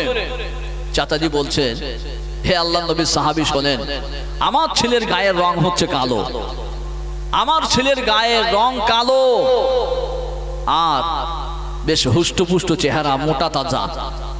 আমার ছেলে এই রকম সময়ে আমার প্রাচীরের পাশে বসে অন্যান্য জওয়ানদের সঙ্গে সে খেলাধুলা করছে, বিভিন্ন ইয়ারকিতে আছে, ইয়ারকি আড্ডায় মত্ত আছে। যদি আপনি এরকম সময়ে কোনো লোক পাঠান, তো নিশ্চয়ই সে আমার বাড়ির প্রাচীরের পাশেই থাকবে। খলিফাতুল মুসলিমিন আমিরুল মুমিনিন হযরত ওমর ফারুক রাদিয়াল্লাহু তাআলা আনহু দরবার থেকে কয়েকজন ব্যক্তিকে পাঠিয়ে দিয়েছে, যাও এই চাচাজির বাড়ির পাশে একজন হুষ্টপুষ্ট মোটা তাজা, গায়ের রং কালো হবে, এই রকম একজন জওয়ানকে যদি পাও তাকে তুলে নিয়ে এসো। তুলে নিয়ে আসা হলো। যুবক তো দরবারে এসে অবাক হয়ে গেল, আমার বাপ এই পৃথিবীতে কাহারও দরবারে শিকায়েত করেন নাই, কোন ছোটখাটো অফিসে শিকায়েত করেন নাই, বিশ্ব পার্লামেন্টে হযরতে ওমরের দরবারে শিকায়েত করেছে। তার মানে আমার অবস্থা খুবই খারাপ, আমাকে চিরজন্মের মতো বিদায় নিতেই হবে। আল্লাহর নবী সাহাবীর কাছে তখন নিয়ে আসা হলো। নবীজি সাহাবী বললেন, যুবককে লক্ষ্য করে বললেন, হে যুবক, এই বৃদ্ধ মানুষটি তোমার আব্বা নাকি? যুবকটি বলে, হুজুর হ্যাঁ, ইনি আমার আব্বা। তারপরে হযরত ওমর বললেন, হযরত ওমর ফারুক রাদিয়াল্লাহু তাআলা আনহু জিজ্ঞাসা করলেন, হে যুবক, তুমি তোমার আব্বার সঙ্গে কেমন ব্যবহার করো, কেমন ভাবে কথা বলো? যুবকটি বলেন, হুজুর আপনার সঙ্গে সব কথা বলবো, তবে আপনার কাছে অনুরোধ থাকবে আপনি আমার কিছু কথার উত্তর দিতে দেন। আপনার কাছে কয়েকটি প্রশ্ন করব, আপনাকে উত্তর দিতে হবে। নবী সাহাবী বললেন, বলো কি কথা আমার কাছে জিজ্ঞাসা করবে? এবারে ছেলেটি বলে, জওয়ানটি বলে, ওই যুবকটি বলে, ও আল্লাহর নবী সাহাবী শোনেন শোনেন, আপনাকে বলে দিতে হবে সন্তানের উপরে বাপ মায়ের কি কি কর্তব্য আছে, আপনাকে বলে দিতে হবে। কি কর্তব্য আছে আপনি একটু আমাকে বলে দেন। আমার ভাইয়ের, আজ থেকে 1400 বছর পূর্বে বিশ্ব পার্লামেন্টে দাঁড়িয়ে হযরত ওমর যুবককে তাকিয়ে বলেছিলেন, হে যুবক শোনো, এই দুনিয়ার জমিনে যে সমস্ত জওয়ানেরা আছো, যুবকেরা আছো, কান খাড়া করে শুনে রেখে দাও। আল্লাহ নবী সাহাবী হযরত ওমর বলেছিলেন, এই দুনিয়ার সমস্ত যুবকদের জন্য কর্তব্য তারা যেন তার সন্তানের জন্য আদর্শবান মা দান করেন। জোরে জোরে বলুন সুবহানাল্লাহ, আর একটু জোরে জোরে বলুন সুবহানাল্লাহ। চরিত্রবান মা, আদর্শবান মা দান করতে হবে। আমরা যে নারীদেরকে বিবাহ করব, সেই নারীদের চরিত্র দেখতে হবে, তার আদর্শবান কিনা। আমরা শুধু সাদা চামড়া দেখে বিয়ে করব তা নয়, বরং তার চরিত্রটা কেমন, সে আদর্শবান কিনা, সে কোরআন জানে কিনা, ধর্ম সম্পর্কে জ্ঞান রাখে কিনা, আমরা সেদিকটাও লক্ষ্য করব। এই লক্ষ্যটা আমাদের প্রথম হওয়া দরকার।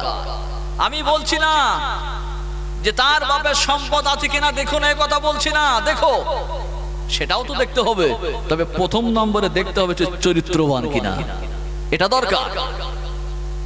আল্লাহর নবী সাহাবী বললেন, হে যুবক শোনো, এই দুনিয়ার জমিনে যত যুবক আছে, জওয়ান আছে, তাদের জন্য তিনি বলে দিলেন তাদের জন্য দরকার তারা যেন তার সন্তানের জন্য একটি চরিত্রবান আদর্শবান মা দান করেন।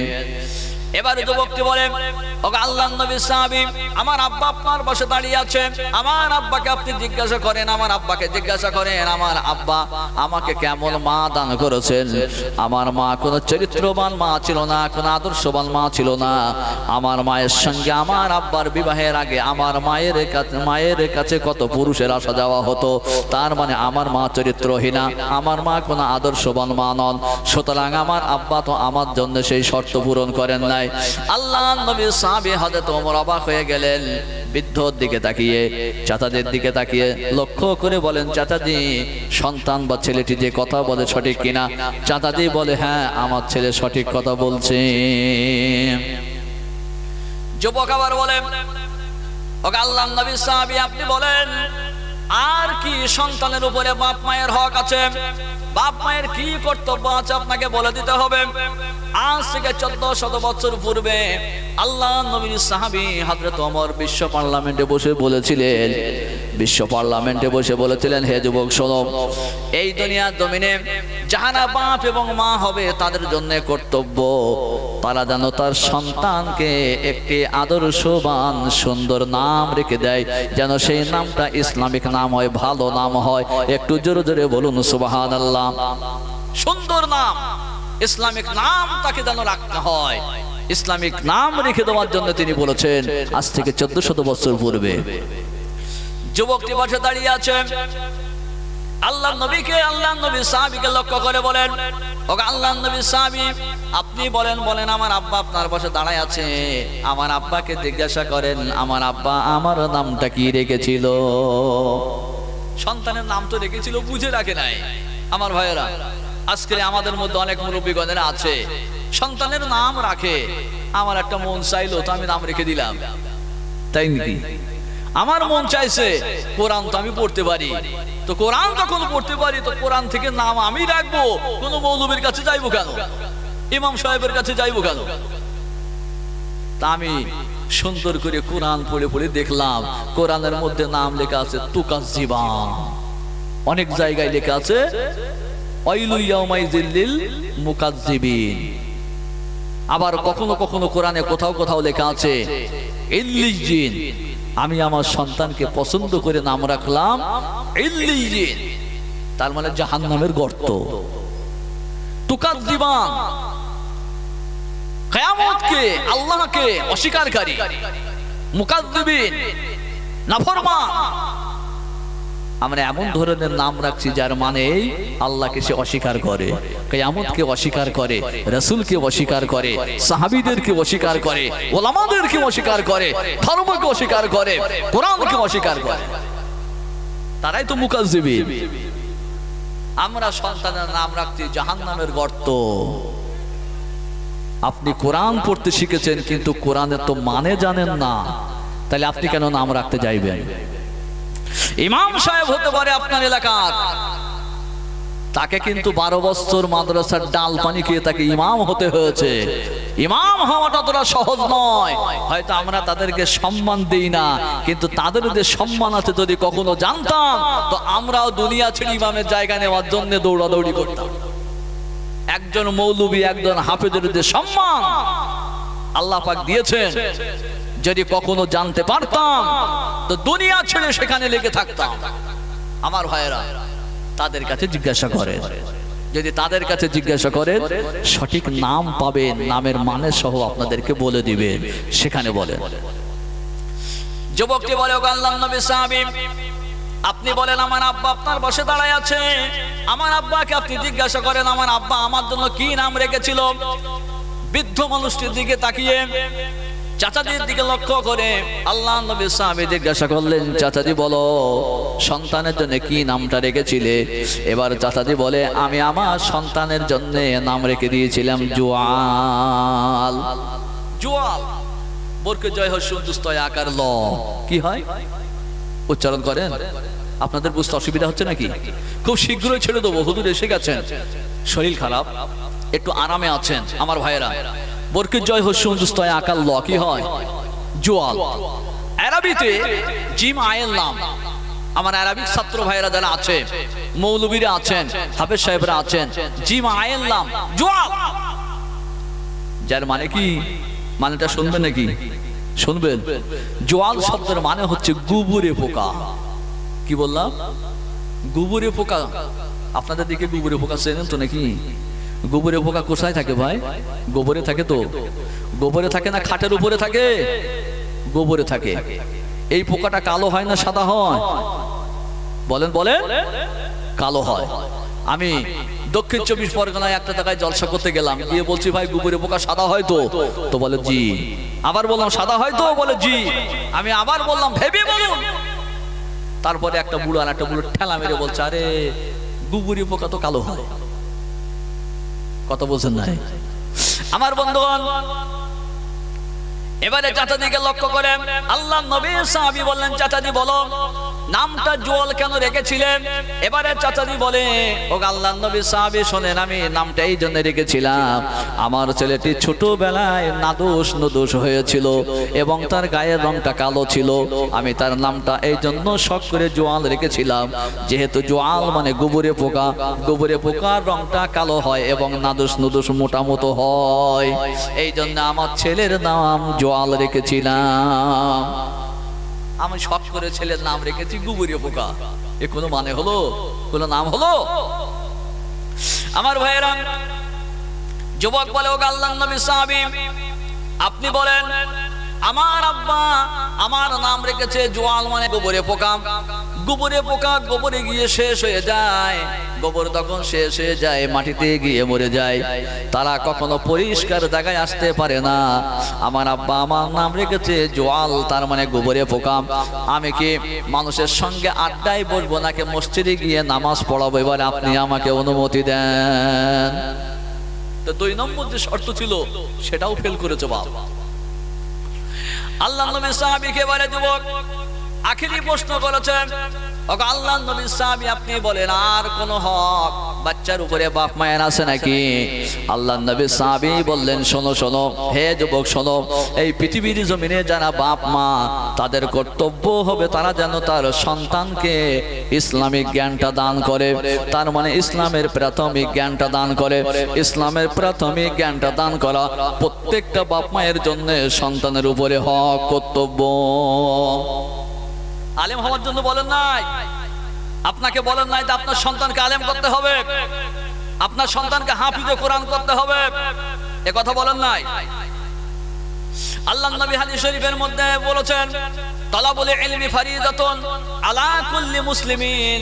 আল্লাহর নবী বলেন প্রত্যেকটা মুসলমান নর এবং নারী সকলের জন্য ইলম শিক্ষা অর্জন করা ফরজ। তার মানে আল্লাহর নবী কোনো মানুষকে বলেন নাই তোমাকে আলেম হওয়া কর্তব্য, তোমাকে আলেম হওয়া জরুরি, এ কথা বলেন নাই। হাফিজে কোরআন হতে হবে এটা তোমার জন্য ফরজ, এ কথা বলেন নাই। বরং আল্লাহর নবী ফরজ যে কথাটা বলেছেন তার মানে হচ্ছে ইসলামের প্রাথমিক জ্ঞান শিক্ষা করা প্রত্যেকটা মানুষের জন্য ফরজ। ইসলামের প্রাথমিক জ্ঞান, তুমি কোরআন শেখো, নামাজ আদায় করো, 5 ওয়াক্ত নামাজ আদায় করো, মুরব্বিগণদেরকে সম্মান দাও, বড়দেরকে সম্মান দাও, কোনটা হক কোনটা না হক সেগুলো বোঝো, কোনটা পশ্চিম কোনটা পূর্ব সেটা লক্ষ্য করো। তুমি তো পেশাবের সময় চেনটা খুলে পশ্চিম দিকে মেশিন চালু করে দাও, সেই জ্ঞানটা তো তোমার নাই। এই জ্ঞানগুলো যাতে হয়। তুমি পত্রিকায় আছে, পত্রিকায় নায়িকার ফটো দেখে তার মুখের উপরে মুখ লাগাও কেন? তুমি বলো আহা দুনিয়াতে কত সুন্দরী, তার মুখের উপর মুখ লাগাও, এটা করো না। বরং তোমার মুখটা কোরআনের উপরে দাও, তোমার মুখটা তাসবির উপরে দাও, তোমার মুখটাকে মসজিদে লাগাও। আমার ভাইরা, এই শিক্ষা তিনি দিয়েছেন। আল্লাহর নবী সাহাবী বলেন যুবক শোনো, এই দুনিয়ার জমিনে যত বাপ মা হবে তাদের জন্য কর্তব্য তারা যেন তার সন্তানকে একটি ইসলামিক নাম রেখে দেয়। আর তার সঙ্গে সঙ্গে বলে দিলেন এই দুনিয়ার জমিনে যারা বাপ মা হবে তারা যেন তার সন্তানকে ইসলামের প্রাথমিক শিক্ষাটা দিয়ে দেন। যুবক বলেন ও আল্লাহর নবীর সাহাবী, আমার আব্বা আপনার পাশে দাঁড়ায় আছে, আমার আব্বাকে আপনি জিজ্ঞাসা করেন আমার আব্বা আমাকে ইসলামের প্রাথমিক জ্ঞানটা দিয়েছিল কিনা। আমার আব্বা আমাকে নিয়ে কখনো মসজিদে যান নাই, আমাকে নিয়ে কখনো কোরআনের শিক্ষা দেয় নাই, আমাকে নিয়ে কখনো মৌলবীদের কথা বলেন নাই, কোনো বুজুর্গের ইতিহাস আমাদের সামনে বলেন নাই। সুতরাং আমি আমার আব্বার কাছ থেকে কোনো শিক্ষা অর্জন করতে পারি নাই। আল্লাহর নবী সাহাবী বিচার কেমনে করবেন? যুবককে লক্ষ্য করেন আল্লাহর নবীর সাহাবী বললেন হে যুবক শোনো, তোমার আব্বা তো ভুল করেছে, তোমার আব্বা নয় ভুল করেছে, কিন্তু তুমি তোমার আব্বাকে অসম্মান করো না, বরং তুমি তোমার আব্বাকে সম্মান করো। আর আল্লাহর নবীর সাহাবী আজ থেকে 1400 বছর আগে বাপ এবং মায়ের জন্য শিক্ষা দিয়ে গেছেন তারা যেন তার সন্তানের জন্য চরিত্রবান মা দান করেন, তারা যেন তার সন্তানের জন্য সুন্দর একটা নাম রেখে দেন, তারা যেন তার সন্তানের জন্য ইসলামের প্রাথমিক শিক্ষাটা দিয়ে দেন। এই শিক্ষা তিনি দিয়ে গেছেন। আমার ভাইরা যেটা বলেছিলাম কোরআনে কারীমের মধ্যে আল্লাহ রাব্বুল আলামিন বাপ মা তাদের কি কর্তব্য সন্তানের উপরে, আবার সন্তানের কি কর্তব্য বাপ মায়ের উপরে, সমস্ত শিক্ষাগুলো কোরআন দিয়েছে। আজ থেকে 1400 বছর পূর্বে এই জ্ঞান আল্লাহ পাক কোরআনের মধ্যে লিখে দিয়েছেন। হযরত লোকমান হাকিম নিজের সন্তানকে লক্ষ্য করে বলেন ওয়া ইয ক্বালা লোকমানু লিইবনিহি ওয়া হুয়া ইয়াইযুহু ইয়া বুনাইয়া লা তুশরিক বিল্লাহ ইন্নাশ শিরকা লাযুলমুন আযীম। হযরত লোকমান হাকিম ছেলেকে বললেন হে আমার বেটা কলিজার টুকরা সোনা মানিক, বাবা শোনো শোনো, খবরদার খবরদার যারা তুমি আল্লাহর সঙ্গে কাউকে শিরক করবে না, কারণ আল্লাহর সঙ্গে শিরক করা কিন্তু মারাত্মক গুনাহ, বড় গুনাহ। শিক্ষা দিয়েছে আমার ভাইরা। এই জন্যই বলেছি কোরআন হচ্ছে সমস্ত বিজ্ঞানের সমুদ্র, কোরআনের মধ্যে সমস্ত বিজ্ঞানের কথা আল্লাহ আলোচনা করেছেন। আমার ভাইয়ের আমি বলেছিলাম এই কোরআন নারীদের স্বাধীনতা দিয়েছে। আজকে নারীরা জানে না, নারীরা আন্দোলন করে। আমার ভাইয়েরা, নারীরা যদি রাস্তায় নেমে এই আন্দোলন করে, কোরআন যে স্বাধীনতা আমাদেরকে দিয়েছে, ইসলাম যে স্বাধীনতা আমাদেরকে দিয়েছে, যদি সেই স্বাধীনতা আমাদেরকে ফিরিয়ে দেওয়া হয় নারীদের জন্য দুনিয়ার জায়গাটা যথেষ্ট হয়ে যাবে। যে যুগে নারীদের কোনো সম্মান ছিল না, নারী কন্যা সন্তান ভূমিষ্ঠ হওয়াটা মানুষের কাছে লজ্জাজনক ছিল। কন্যা সন্তানদেরকে জীবিত দাফন করে দিত, তাদেরকে মাটি খুঁড়ে পুঁতে দেওয়া হতো, কবর দিয়ে দেওয়া হতো। সেই যুগ থেকে নারীদেরকে টেনে বার করে আল্লাহর নবী নারীদের পায়ের নিচে পুরুষের জান্নাত রেখেছেন, জোরে বলুন সুবহানাল্লাহ।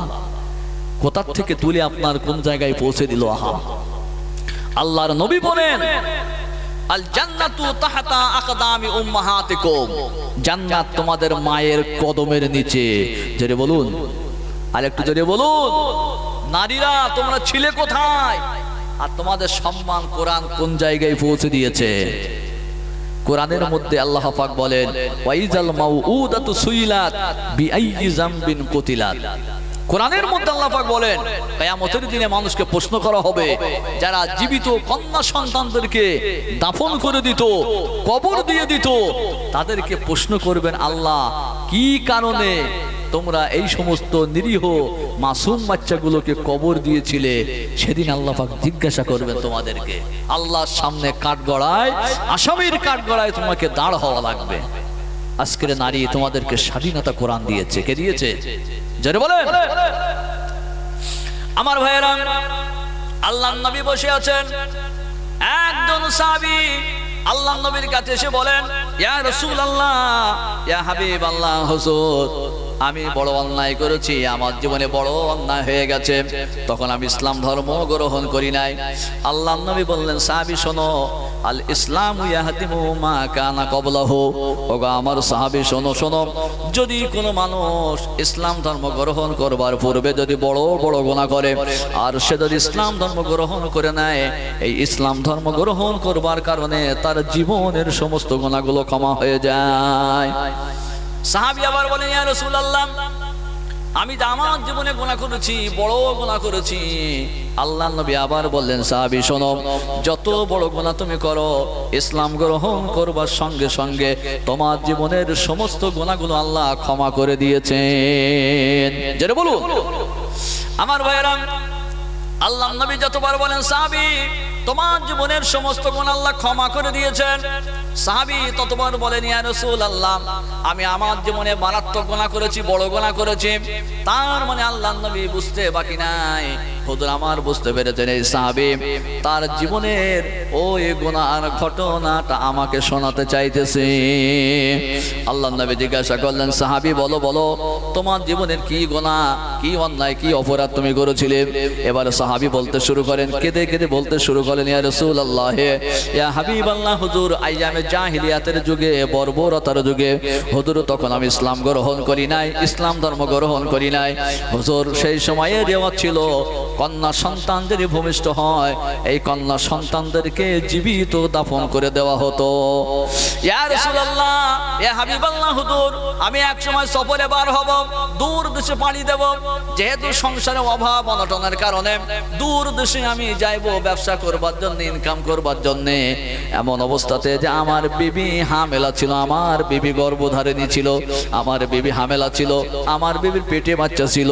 আমি যখন দূর দেশে চলে গেলাম, আমার বিবিকে বলে গেলাম বিবি গো, যদি আমাদের কোনো কন্যা সন্তান ভূমিষ্ঠ হয়, ওই কন্যা সন্তানটারে তুমি জীবিত দাফন করে দিবে, আর যদি কোনো পুত্র সন্তান হয় তাহাকে তুমি ভালো করে লালন পালন করবে। ইয়া রাসূলুল্লাহ, আমি সফরে বেরিয়ে গেলাম, দূর দেশে পাড়ি দিলাম। বেশ কিছুদিন পরে আমাদের একটা কন্যা সন্তান ভূমিষ্ঠ হলো। ওই কন্যা সন্তান ভূমিষ্ঠ হইবার পর আমাকে জানিয়ে দেওয়া হলো যে আমাদের একটি কন্যা সন্তান হয়েছে, ওই কন্যা সন্তানকে আমরা জীবিত দাফন করে দিয়েছি, এটা আমি জানতে পেরেছি। কিন্তু আমার বিবি ওই কন্যা সন্তানটারে জীবিত দাফন করেন নাই, বরং তাহাকে জীবিত দাফন না করে কোনো আত্মীয়র বাড়িতে তাকে রেখে দিয়ে পালন করিতেছে। ইয়া রাসূলুল্লাহ, ইয়া হাবিবাল্লাহ, হুজুর বেশ কিছু বছর পেরিয়ে যাইবার পর যখন আমি বাড়িতে ফিরলাম, বাড়িতে আসবার পর বিবির সঙ্গে সালাম করলাম, একই সঙ্গে থাকতে লাগলাম। আমার বিবির সঙ্গে মহব্বত আলোচনা আমাদের সব হতে লাগলো। একটা দিন আমরা বারান্দায় বসে আছি, ওই বারান্দায় যখন বসে আছি আমি লক্ষ্য করে দেখলাম মদিনার খেজুর বাগানে, আমি লক্ষ্য করে দেখলাম যে খেজুর বাগানে বেশ ছোট ছোট কয়েকটা বালক এবং বালিকা তারা খেলাধুলা করে। আমি লক্ষ্য করে দেখলাম তাদের মধ্যে একটি কন্যা সন্তান, এত সুন্দরী দেখতে, খুব সুন্দরী দেখতে, যেন দেখে যেন মনে হয় হাজার হাজার লক্ষ নক্ষত্রের মধ্যে যেন চন্দ্র উঠিতেছে। আমি আমার বিবিকে লক্ষ্য করে বললাম, বিবি গো দেখো দেখো, এতগুলো বালক খেলাধুলো করে, এই বালকের মধ্যে কন্যা সন্তানটা কত সুন্দর লাগছে। আমার বিবি কিছুই বলে নাই, আমার বিবি আমার দিকে তাকায় আছে। আমি আমার বিবিকে বললাম, বিবি রে দেখো দেখো, এই কন্যা সন্তানটা কত সুন্দর লাগে। আমার বিবি কিছু বলে নাই। বিবিকে লক্ষ্য করে বললাম, বিবি গো এতবার কথা বলি, তুমি কোনো কথার উত্তর দাও না কেন? বিবি লক্ষ্য করে দেখো, এই বালকের মধ্যে কন্যা সন্তানটা কত ভালো লাগে। ইয়া রাসূলুল্লাহ, আমি আমার বিবিকে যতবার বলি, বিবি কিছুই বলে না। বিবি শুধু আমার দিকে তাকাই থাকে। আমার বিবি বুঝতে পেরেছে, মনে হয় আমার স্বামীর মধ্যে কন্যা সন্তানের উপরে মায়া এসেছে। আমার বিবি আমাকে লক্ষ্য করে বলে, স্বামী গো শোনো শোনো, এই যে কন্যা সন্তানটারে দেখতে পাইতেছো, এই কন্যা সন্তানটা তোমার কি ভালো লাগে? আমি বললাম, বেশ ভালো। ভালো তো বটে, এই কত সুন্দরী, দেখতে কত সুন্দর লাগতেছে, দেখে যেন মনটা ভরে যায়। আমার বিবি বলে, ওগো স্বামী, এই যে কন্যা সন্তানটা দেখতে পাও, এই কন্যা সন্তানটা দুনিয়ার কাহারও নয়, বরং এই কন্যা সন্তানটা হচ্ছে আমাদের কন্যা সন্তান। আমি তাহাকে জীবিত দাফন করি নাই, বরং তার আত্মীয়র বাড়িতে রেখে বড় করেছি। এখন সে তোমার সামনে ঘুরে ঘুরে বেড়াইতেছে। ওই সুন্দরী কন্যা সন্তান ওটা আমাদেরই সন্তান। ইয়া রাসূলুল্লাহ, ইয়া হাবিবাল্লাহ, হুজুর যখন আমি জানতে পেরেছি যে ওটা আমাদের কন্যা সন্তান, আইয়ামে জাহেলিয়াতের যুগে, বর্বরতার যুগের সেই ইতিহাস, বর্বরতার যুগের পুরোটা আমার মাথা চাড়া দিয়েছে। আমি আর থাকতে পারলাম না। আমি বললাম, বিবি গো যদি এই কন্যা সন্তান আমাদের হয়, অবশ্যই আমি তাহাকে জীবিত দাফন করব, তাকে মেরে শেষ করে দেব, তাকে আমি কবর দিয়ে দিব। আমার বিবি কাঁদতে শুরু করেছে, স্বামী গো না, এই কন্যা সন্তানটারে তুমি মেরো না। ইয়া রাসূলুল্লাহ, আমার বিবির কান্নার দিকে আমি কর্ণপাত করি নাই, দেখি নাই, বরং আমি বললাম, যদি আমাদের কন্যা সন্তান হয় অবশ্যই তাকে আমি জীবিত দাফন করব। তুমি কন্যার সন্তানটারে সুন্দর করে গোসল দিয়ে দাও, ভালো সুন্দর জামা কাপড় তাহাকে পরিধান করায় দাও, এবং তাহাকে আমার হাতে তুলে দাও। শেষ জন্মের মতন তাহার সঙ্গে একটু দেখা করে দাও। আমি তাহাকে জীবিত দাফন করব, দুনিয়ার জমিনে তাহাকে বাঁচিয়ে রাখবো না। ইয়া রাসূলুল্লাহ, ইয়া হাবিবাল্লাহ, আমার বিবি আমার দিকে তাকাইতেছিল আর কাঁদতেছিল। আমার বিবির দিকে আমি দেখি নাই, লক্ষ্য করি নাই। আইয়ামে জাহিলিয়াতের যুগে প্রথা আমার মাথায় চাড়া দিয়েছে। আমি বললাম, অবশ্যই তাকে আমি দাফন করে দিব, তাকে জীবিত কবর দিব। সুন্দর করে গোসল দেওয়া হলো, তারপরে তাহাকে জামা কাপড় পরিয়ে দেওয়া হলো, তারপরে তাহাকে তুলে আমার হাতে দিয়ে দেওয়া হলো। আমি আমার সন্তানটারে নিয়ে চললাম, কন্যা সন্তানটারে নিয়ে চললাম, পরিচয় দিলাম, আমি তোমার বাবা। কন্যা সন্তানটা বেশ কিছুদিন পরে, কয়েক বছর পর, জীবনে সে তো কখনো বাপকে চেনে নাই, বাপকে দেখে নাই। এখন যখন বড় হয়ে বাপের পরিচয় পেয়েছে, তার মনটা বড় খুশি হয়ে গেছে। বাপকে পেয়ে সে যেন একেবারে আনন্দে মাতোহারা হয়েছে। কন্যা সন্তানদের ভালোবাসা বাপের উপরে বেশি হয়, ঠিক কিনা? জোরে বলেন। কন্যা সন্তানদের মায়াটা বাপের উপরে বেশি হয়, আর ছেলে সন্তানের মহব্বত মায়ের উপরে বেশি হয়, তাই না? আমার ভাইয়েরা, আল্লাহর নবী সাহাবী বলে, ইয়া রাসূলুল্লাহ, ইয়া হাবিবাল্লাহ, হুজুর আমি আমার কন্যা সন্তানটারে নিয়ে চললাম, মরুভূমি এলাকার দিকে নিয়ে চললাম। আমার কন্যা সন্তানটি আমাকে দিকে তাকিয়ে বারবার করে বলে, আব্বা গো এইদিকে কোথায় যাও? আমি বললাম, এইদিকে তোমার আত্মীয়র বাড়িতে যাইতেছি। কন্যা সন্তানটা বলে, আব্বা গো এইদিকে তো কোনো আত্মীয়র বাড়ি নাই। আমি বললাম, আচ্ছা চুপ করো। তাকে বুঝিয়ে নিয়ে মরুভূমির শেষ প্রান্তে চলে গেলাম। এবারে আমার কন্যা সন্তানটা এক জায়গায় বসায় রাখলাম। তারপরে আমি গর্ত খুঁড়তে শুরু করলাম, বালু কাটতে শুরু করে দিলাম। বালু তখন কাটতেছিলাম, ইয়া রাসূলুল্লাহ, ইয়া হাবিবাল্লাহ, হুজুর ওই সমস্ত বালুগুলো কাটতে গিয়ে মরুভূমি এলাকা, আমার মাথার থেকে ঘামগুলো যেন আমার দাড়ি দিয়ে টপকে টপকে পড়তেছিল। আমার কন্যা সন্তানটার কচি কচি হাতগুলো দিয়ে আমার ওই সমস্ত ঘামগুলো মুছে মুছে দিতেছিল। বালুগুলো সরাইতে যাইবার সময় যে সমস্ত বালুগুলো ছিটিয়ে ছিটিয়ে আমার গায়ে লাগতেছিল, আমার কন্যা সন্তানরা ছুটে ছুটে এসে ওই বালুগুলো সব যেন মুছে মুছে দিতেছিল। আমি আমার কন্যা সন্তান এত সুন্দর করে যখন আমাকে মুছে দিতেছে, এমন তো অবস্থাতে একটু মায়া তার উপরে আমার আসে নাই। এবারে যখন গর্ত বেশ বেশি হয়ে গেল, যখন কিছুটা দূর গেল, আমি আমার কন্যা সন্তানের জবাব দিলাম, জিজ্ঞাসা করলাম, আব্বা এতগুলো গর্ত কেন করো, গর্তগুলো করো কেন? আমি বললাম, শোনো, এই গর্তর মধ্যে আমি তোমাকে পুঁতে দিব, শেষ করে দিব। যখনই বললাম তখনই আমার মেয়েটি কাঁদতে শুরু করে। ছোট বাচ্চা যখন সে কাঁদতে শুরু করে, বলে, আব্বা গো, আমাকে জানো এই গর্তর মধ্যে ফেলবে না, এই গর্তর মধ্যে আমাকে দিবে না। আমি তার কান্নার দিকে লক্ষ্য করি নাই, আমি কোনো দিকে ভ্রুক্ষেপ করি নাই। গর্ত যখন খোঁড়া শেষ হয়ে গেল, আমার কন্যা সন্তানটারে নিয়ে আমি গর্তের মধ্যে ফেলে দিলাম। যখন ফেলে দিলাম, আব্বা আব্বা করে চিৎকার করেন আর আমার কাছে জীবনের ভিক্ষা চাই। বারবার করে বলে, আব্বা গো, এই দুনিয়ার জমিনে বেঁচে থাকলে যদি তোমার কোনো মান সম্মানের ক্ষতি হয়, ঘাটতি যায়, আব্বা আমি কথা দিতেছি, আমি এমন একটা জায়গায় চলে যাইব, তোমরা জীবনে কখনো আমাকে দেখতে পাবে না, কখনো পাবে না দেখতে। আব্বা আমার জীবন ভিক্ষাটুকু দাও। ইয়া রাসূলুল্লাহ, ইয়া হাবিবাল্লাহ, হুজুর, আমার কন্যা সন্তানটি বারবার করে কেঁদে কেঁদে যখন জীবন ভিক্ষা চায়, আমি আমার কন্যা সন্তানের দিকে কোনো কর্ণপাত করি নাই। এবারে আমি আস্তে আস্তে করে বালু ফেলতেছিলাম, বালু ফেলতে ফেলতে যখন তার কোমর পর্যন্ত উঠে গেল, সে বারবার করে কেঁদে কেঁদে বলে, আব্বা গো, আমাকে জীবন ভিক্ষাটুকু দাও। আমি তবুও তাকে জীবন ভিক্ষা দিলাম না। এবারে বালু ফেলতে ফেলতে যখন কাঁধ পর্যন্ত উঠে গেল, সে তার বারবার করে কুচি কুচি গাল দিয়ে, মুখ দিয়ে আব্বা আব্বা করে চিৎকার করতেছিল আর আমাকে বলতেছিল, আব্বা গো, একটু বারের জন্য শুধু আমার জীবন ভিক্ষাটুকু দাও।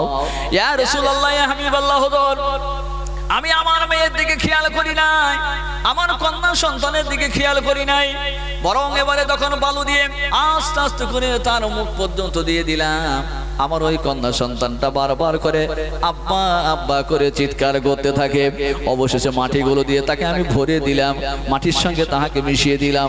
এবারে যখন মাটি দিয়ে তাহাকে পরিপূর্ণ করে দিলাম, শেষ করে দিলাম, আজ পর্যন্ত যেন আমার ওই কন্যা সন্তানের চিৎকার করা, আব্বা আব্বা শব্দ বলাটা যেন আমার কানে কানে ভেসে বেড়ায়।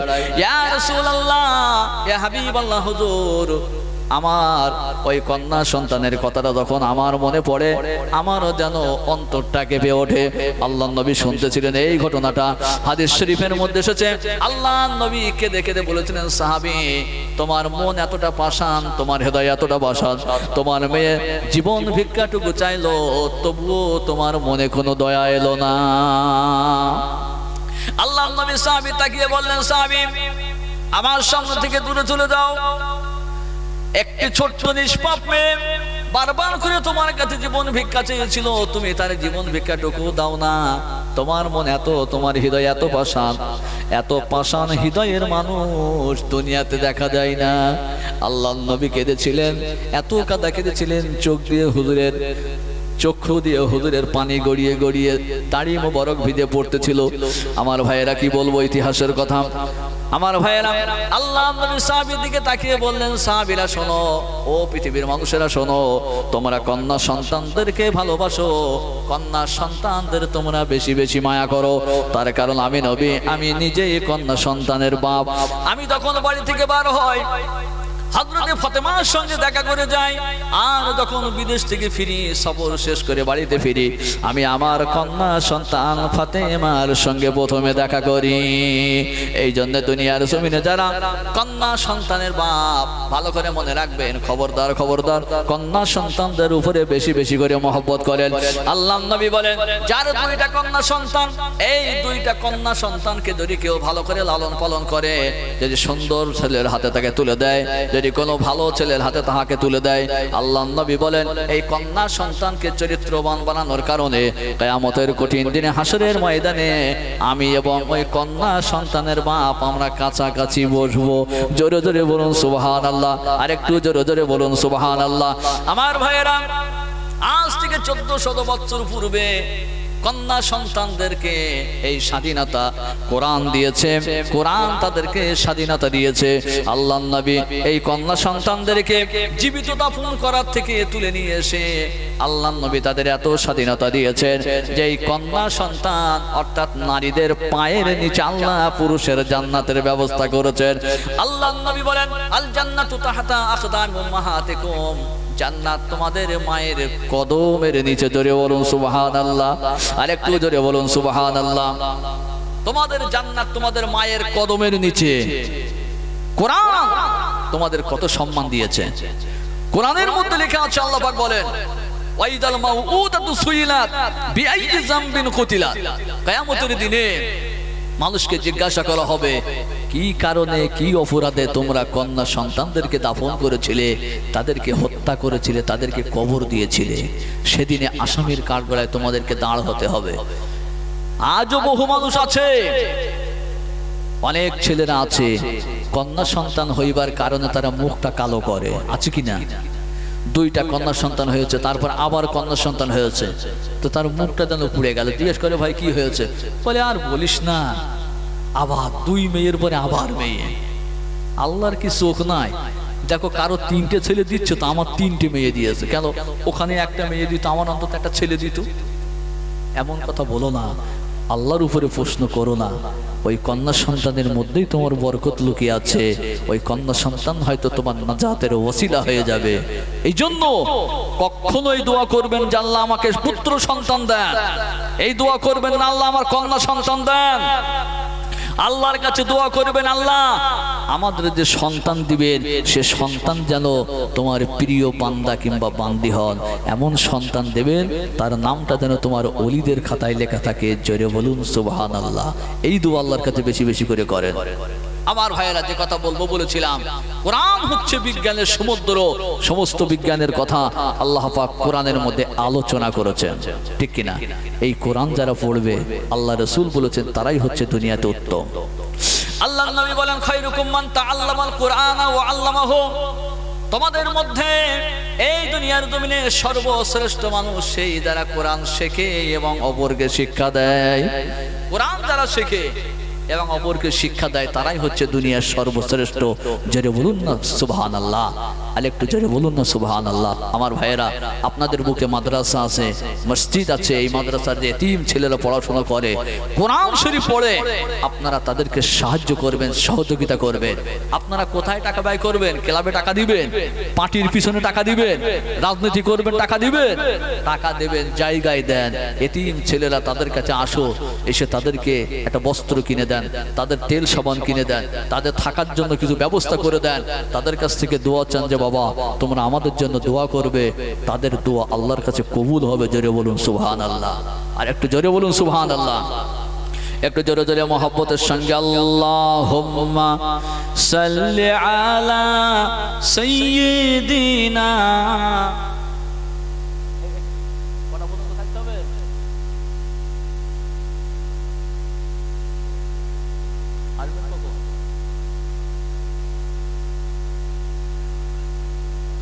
আল্লাহুম্মা সাল্লি আলা সাইয়্যিদিনা মাওলানা মুহাম্মদ ওয়া আলা আলি সাইয়্যিদিনা।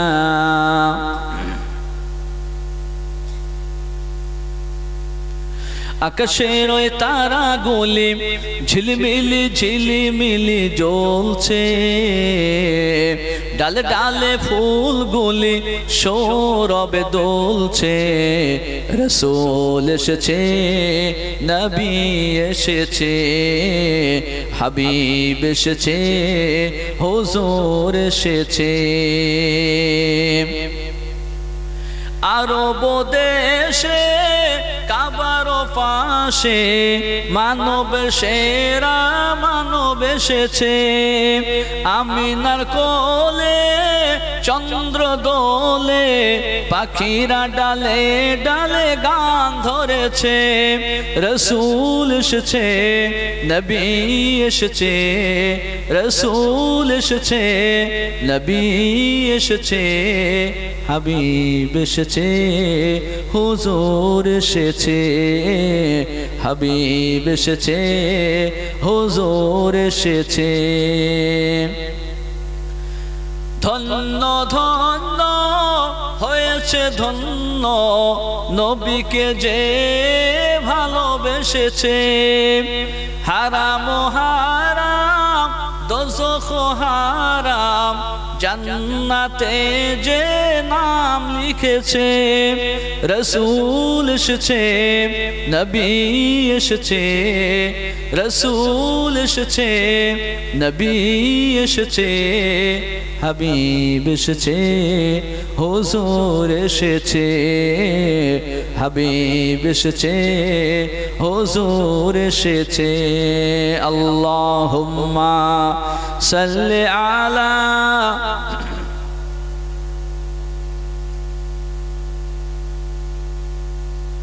ওয়ালা আলি সাইয়্যিদিনা।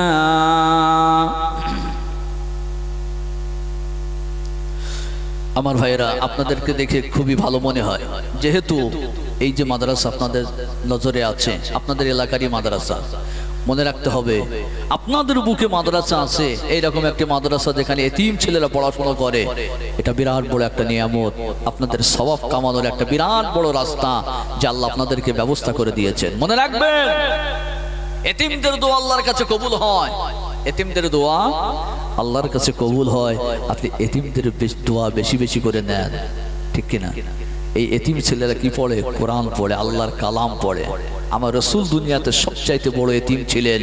আমার রসুল হচ্ছেন এতিমদের সরদার, তানার চাইতে বড় এতিম আর কেহই নাই। আমার ভাইয়েরা, কত এতিম ছেলে পিলে পড়াশোনা করে, কোরআন পড়ে, তারাই হচ্ছে দুনিয়ার শ্রেষ্ঠ সন্তান।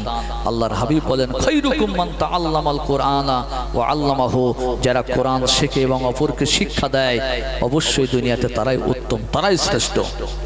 আসুন আমরা তাদের জন্য একটু দোয়া দিই এবং তাদের কাছ থেকে আমরা দোয়া নিই, আপনার মনের আশা আকাঙ্ক্ষা পূরণ হবে।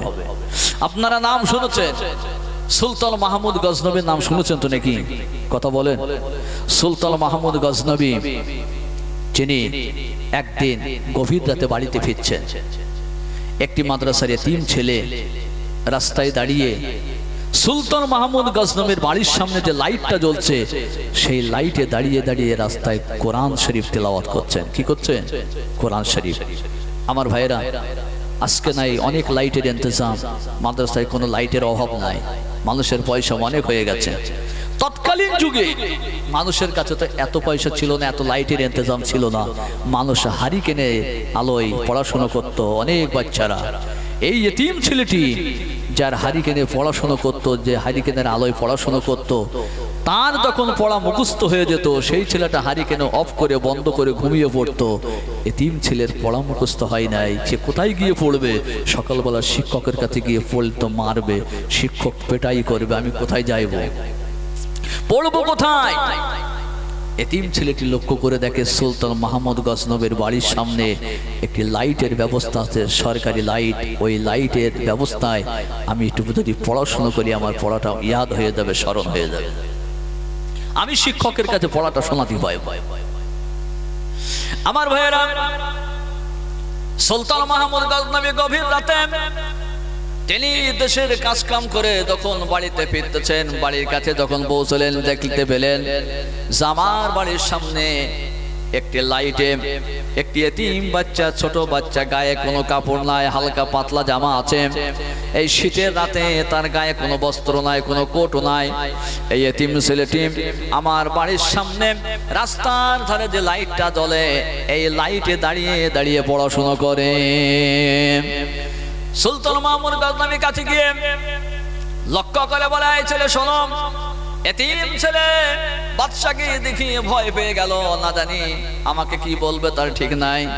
এবারে সুলতান মাহমুদ গজনবী ছেলেটিকে লক্ষ্য করে বলে, হে বাবা শোনো, এই শীতের রাতে তুমি কেন রাস্তার লাইটে পড়াশোনা করো? তোমার কি কোনো হারিকেন নাই? তোমার গায়ে কোনো বস্ত্র নাই কেন? পাতলা বস্ত্র কেন? কোনো ভারী কোনো বস্ত্র নাই, সোয়েটার নাই কেন? ওই এতিম ছেলেটি বলে, জাহাপনা, আমার বাপ দুনিয়াতে নাই, আর আমার মা অপরের বাড়িতে কাজকর্ম করে, তাতে দিয়ে পয়সাটা উপার্জন করে, সেটা দিয়ে কোন রকম আমাদের সংসার চলে, বেশি কিছু কিনে দেবে আমার মা তা পারে না। সুলতান মাহমুদ গজনবীকে লক্ষ্য করে ছেলেটি বলে, আমি এতিম ছেলে, আমার কোন শীতের পোশাক নাই, আমি মাদ্রাসার একটা ছেলের হারিকেনের আলোয় পড়াশোনা করি, যখন রাত হয়ে যায়, গভীর হয়ে যায়, তার পড়া তখন মুখস্থ হয়ে যায়, সে হারিকেনের আলোটা অফ করে শুয়ে পড়ে, কিন্তু আমার পড়া হয়েছে কি না হয়েছে সে লক্ষ্য করে না। আমি কোথায় পড়াশোনা করব? আমার পড়া তো মুখস্থ হয় নাই। এই জন্য আমি ভাবলাম সকালবেলাতে শিক্ষকের হাতে আমাকে মার খেতে হবে, এই জন্য আমাকে তো পড়াশোনা করতে হবে, আমি কোথায় পড়াশোনা করব? আমি দেখতে পেলাম আপনার বাড়ির সামনে রাস্তার ধারে একটি লাইটের ইন্তজাম আছে, এই জন্য এই লাইটের আলোয় আমি বসে বসে পড়াশোনা করি। সুলতান মাহমুদ গজনবী বলেন, হে এতিম ছেলে শোনো বাবা, আমার সঙ্গে আসো। সুলতান মাহমুদ গজনবী তাকে সঙ্গে করে নিয়ে বাসায় নিয়ে গেলেন, বাসায় নিয়ে চেয়ারের উপরে বসাই দিলেন এবং তাকে জিজ্ঞাসা করলেন, বাবা বলো, তোমার হারিকেন নাই, হারিকেন কত টাকা লাগবে? একটা হারিকেন কিনতে কত টাকা লাগবে?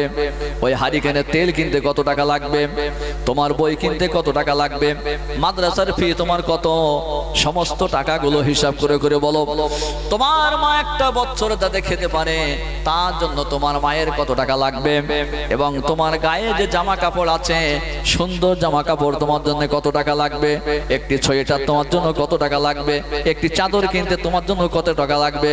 এক একটা জিনিস যখন দাম জিজ্ঞাসা করেছে এবং হিসাব নিকাশ করেছে, ছেলেটি বেশ খুশি হয়ে গেল। এই এতিম ছেলে খুশি হয়ে গেল, আমার দুনিয়াতে বাবা নাই, আমার হারিকেন নাই, হারিকেন কেনার তেলও নাই, আমার নাস্তা করবার পয়সা নাই, মাদ্রাসায় আমাকে টাকা দিতে হবে সেই টাকাও আমার কাছে নাই, জামা কিনবো, জামা কিনবার টাকা নাই, সোয়েটার কিনবো টাকা নাই, আমি চাদর কিনবো টাকা নাই, আমি নাস্তা করবো আমার কাছে টাকা নাই। এতিম ছেলেটি বেশ খুশি। সুলতান মাহমুদ গজনবী তখন জিজ্ঞাসা করলেন, বেটা তোমার হারিকেন কিনতে কত টাকা লাগবে? তো বলে, হুজুর এত টাকা লাগবে। চাদর কিনতে কত? এত। সোয়েটার কিনতে কত? তো বলে এত। বলো তোমার সকালের নাস্তা করতে প্রত্যেকদিন কত টাকা লাগে? বলে, জাহাপনা এত টাকা লাগে। সমস্ত হিসাবগুলো করে তিনি শেষে টাকাগুলো নিয়ে একটি ক্ষতির মধ্যে দিয়ে দিলেন। ক্ষতি বোঝেন তো আমার মুরব্বীগণেরা? ক্ষতির বোঝেন? আজকাল যুগে তো আপনার কত ব্যাগের ইন্তজাম হয়েছে, চামড়ার ব্যাগ। আমার যুবক ভাইয়েরা একেবারে শার্ট থেকে, প্যান্টের পকেট থেকে একেবারে মানি ব্যাগটা বার করে একেবারে আগলা করে তার থেকে টাকা বার করে। কিন্তু আজ থেকে 20 বছর 30 বছর আগে আমার মুরব্বীগণেরা, তাদের কাছে যে ব্যাগটা থাকতো ক্ষতির থাকতো, ক্ষতির মধ্যে টাকা দিয়ে দেওয়া হতো। সেই ক্ষতির মধ্যে বিভিন্ন জায়গা থাকতো, খুচরো পয়সা এক জায়গায়, 5 টাকার কয়েন এক জায়গায়, 10 টাকার কয়েন এক জায়গায়, 2 টাকার কয়েন এক জায়গায়, 10 টাকার নোট এক জায়গায়, 50 টাকার এক জায়গায়, বিভিন্ন ভাঁজ থাকতো। কথা বলছেন নাই? ক্ষতির মধ্যে টাকাগুলো হিসাব জুড়ে দিয়ে দিয়েছে। বলে, বাবা যাও, তোমার জন্য 1 বছরের নাস্তার পয়সা, সোয়েটার কেনার পয়সা, চাদর কেনার পয়সা, হারিকেন কেনার পয়সা, তেল কেনার পয়সা, তোমার মায়েরও 1 বছরের সমস্ত খোরাকের টাকা দিয়ে দিলাম। ছেলেটি বেশ খুশি। সুলতান মাহমুদ গজনবী আমাকে এত টাকা দিয়েছে, আমার তার কোনো চিন্তা নাই, আমি হারিকেন কিনবো, তেল কিনবো, পড়বো, সোয়েটার কিনবো, চাদর কিনবো। এতিম ছেলের মুখে হাসি ফুটিয়েছে। জোরে বলবেন না সুবহানাল্লাহ? আর একটু জোরে বলবেন না? এতিম ছেলের মুখে হাসি ফুটিয়েছে কে? সুলতান মাহমুদ গজনবী। এবার ছেলেটি চলে যাবে। সুলতান মাহমুদ গজনবী বলে, বাবা শোনো। দাঁড়ায় গেলেন। বলে, জাহাপনা কিছু বলবেন? বলে, বাবা তুমি আল্লাহর কাছে আমার জন্য 2টা দোয়া করবে। কয়টা বললেন? কথা বলেন। 2টা দোয়া করবে। আমি আল্লাহর কাছে 10টা বছর ধরে কাঁদতেছি, প্রতি রাতে 100 রাকাত নফল নামাজ আদায় করে 10টা বছর আল্লাহর কাছে কাঁদাকাটি করছি। আল্লাহ আমার 2টা স্বপ্ন পূরণ করেন না, 2টা আশা আমাকে পূরণ করেন না। বাবা তুমি শেষ রাতে যখন তাহাজ্জুদের নামাজ আদায় করবে, তাহাজ্জুদের নামাজের সময়ে কোরআন পড়ো বাবা, ওই সময় 2 রাকাত নামাজ পড়ে আমার জন্য আল্লাহর কাছে দোয়া করে দিবে, যেন আল্লাহ 2টা দোয়া আমার জন্য কবুল করে নেন। জোরে বলুন, আর একটু জোরে বলুন। আমার ভাইরা, সুলতান মাহমুদকে লক্ষ্য করে এতিম ছেলেটি বলে, যাহা বলাম সেই 2টা দোয়া কি ব্যাপারে আমি আল্লাহর কাছে দোয়া করব, তাহাজ্জুদের সময় আমি আল্লাহর কাছে দোয়া করব, সেই দোয়াটি কি আপনি আমাকে একটু বলে দেন, কিসের কোন বিষয়ে আমি দোয়া করব? সুলতান মাহমুদ গজনবী বলে, হে এতিম ছেলে শোনো বাবা, আল্লাহর কাছে আমি 2টা দোয়া 10টা বছর ধরে করিতেছি। একটি দোয়া হচ্ছে আমি যেন আমার বিশ্ব নবীর ওই মুবারক চেহারাটা একটু দেখতে পাই। আমি 10টা বছর ধরে তাহাজ্জুদের নামাজের সময়ে 100 রাকাত নফল নামাজ আদায় করি, আর আমি বেশি বেশি করে আল্লাহর কাছে দোয়া করি। 10টি বছর ধরে দোয়া করিতেছি যাতে আল্লাহ তিনি তানার হাবিবের সঙ্গে আমাকে একটু সাক্ষাৎ দিয়ে দেন। এই 10টা বছর পার হয়ে গেল, এখনো পর্যন্ত একটা বারের জন্য আমি নবীকে দেখতে পাই নাই। এতিম ছেলের দিকে লক্ষ্য করে সুলতান মাহমুদ বলে, বেটা শোনো, এই 10টা বছর ধরে আমি দোয়া করি, আল্লাহর কাছে দোয়া করি, আল্লাহ গো এই দুনিয়ার জমিনে একটা সুন্দর মানুষ, ভালো মানুষ আমাকে দেখাই দেন, যে ওই ভালো মানুষটা যদি আমি দেখতে পাই, আমার মসনদ যদি ছেড়েও দিতে হয়, আমার মসনদ ছেড়ে দিয়ে ওই ভালো মানুষটারে আমি বেশি বেশি খেদমত করব, তারে আমি খেদমত করব, আমার সুলতানাত ছেড়ে দিয়ে, সব ছেড়ে দিয়ে যদি দিতে হয় আমি দেব, তাহাকে একটু আমি আমার জীবন দিয়ে ভালোবাসবো, তাহাকে খেদমত করব। তুমি তাহাজ্জুদের সময়ে 2 রাকাত নামাজ আদায় করে আল্লাহর কাছে দোয়া করবে বাবা, যেন আল্লাহ আমার এই 2টা স্বপ্ন পূরণ করে দেন। আমার ভাইয়েরা, এতিম ছেলেটি বড় খুশি হয়ে গেল, যেহেতু সমস্ত ধরনের পয়সা সে পেয়ে গেছে, বাদশাহ সুলতান মাহমুদ গজনবীর কাছ থেকে পেয়ে গেছে। বাড়িতে চলে গেলেন। রাত্রে কোরআন শরীফ পড়বার সময়ে, তাহাজ্জুদের সময়ে 2টা রাকাত নফল নামাজ আদায় করে, 2টা রাকাত তাহাজ্জুদের নামাজ আদায় করে আল্লাহর কাছে হাত তুলে দোয়া করলেন, রব্বুল আলামিন, ওগো আল্লাহ, ওগো আল্লাহ, আমি এতিম মানুষ, তোমার হাবিব, আমাদের নবী, আমাদের প্রিয়, আমাদের রাসূল নবী মুহাম্মদুর রাসূলুল্লাহ তামাম পৃথিবীর জমিনে সমস্ত এতিমদের সরদার ছিলেন। ওগো আল্লাহ, আমাদের নবী সরদার ছিলেন, এতিম ছিলেন, আমরা দুনিয়ার জমিনে এতিম। ওগো আল্লাহর নবী, আল্লাহর নবীর কাছে মুনাজাত করলেন, আল্লাহর কাছে মুনাজাত করলেন, ওগো আল্লাহর হাবিব, ওগো আল্লাহর নবী, আপনি দুনিয়ার জমিনে এতিম ছিলেন, আমরাও দুনিয়াতে এতিম, আমি এতিম মানুষ, কোরআন পাঠ করি। বাদশাহ সুলতান মাহমুদ গজনবী আমাকে চাদর কেনার টাকা দিয়েছে, হারিকেন কেনার টাকা দিয়েছে, আমাকে সমস্ত জিনিস কেনার টাকা দিয়েছে, নাস্তা করবার টাকাও দিয়েছে। ওগো রব্বুল আলামিন, ওগো আল্লাহর হাবিব, দয়া করে মেহেরবানি করে সুলতান মাহমুদের জীবনের 2টা দোয়াকে আপনি পূরণ করে দেন। আমার ভাইয়েরা, তাহাজ্জুদের সময়ে এতিম মানুষ যখন হাত তুলে আল্লাহর কাছে দোয়া করেছে, আল্লাহর নবীর কাছে দোয়া চাইতেছে, আল্লাহর কাছে দোয়া চাইতেছে, ঠিক এমনই সময়ে সুলতান মাহমুদ ঘুমিয়েছিলেন। তিনি ঘুমিয়ে ঘুমিয়ে দেখতে পেলেন, স্বপ্নের মাধ্যমে জানতে পেলেন, আল্লাহর হাবিব সুলতান মাহমুদ গজনবীর সামনে হাজির হয়ে গেলেন। আরেকটু জোরে বলুন সুবহানাল্লাহ, আরেকটু জোরে জোরে বলুন সুবহানাল্লাহ। সুলতান মাহমুদ গজনবী আল্লাহর নবীকে দেখতে পেয়ে অবাক হয়ে গেলেন। ইয়া রাসূলুল্লাহ, ইয়া হাবিবাল্লাহ, হুজুর, দীর্ঘ 10টা বছর ধরে আপনার জন্য আমি কেঁদেছি, আমি কত দোয়া করেছি, কত নামাজ আদায় করেছি, আপনাকে দেখবার জন্য আমি কত কাঁদা কেঁদেছি, একটা বারের জন্য আপনি আমাকে দেখা দিলেন না। ইয়া রাসূলুল্লাহ, ইয়া হাবিবাল্লাহ, হুজুর, আজকে আপনি দেখা দিলেন, আর দেখা যখন দিলেন আপনাকে এটাও বলতে হবে, এই দুনিয়ার জমিনে আমি কাহাকে খেদমত করব, একটা ভালো মানুষের সন্ধান আমাকে বলে দেন, যাহাকে আমি খেদমত করব, যাহাকে আমি ভালোবাসবো। আল্লাহর নবী মুস্কি হেসে সুলতান মাহমুদ গজনবীর দিকে তাকিয়ে বলেন, সুলতান 10টা বছর ধরে কেঁদেছো, 10টা বছর ধরে তুমি আমার কাছে কেঁদেছো, আল্লাহর কাছে কেঁদেছো। 10টা বছর ধরে কাঁদার পরেও তোমার দোয়া কবুল হয় নাই, আমাকে দেখতে পাও নাই। আজকের কেন তোমাকে দেখা দিয়েছি সুলতান, তুমি কি বোঝো না?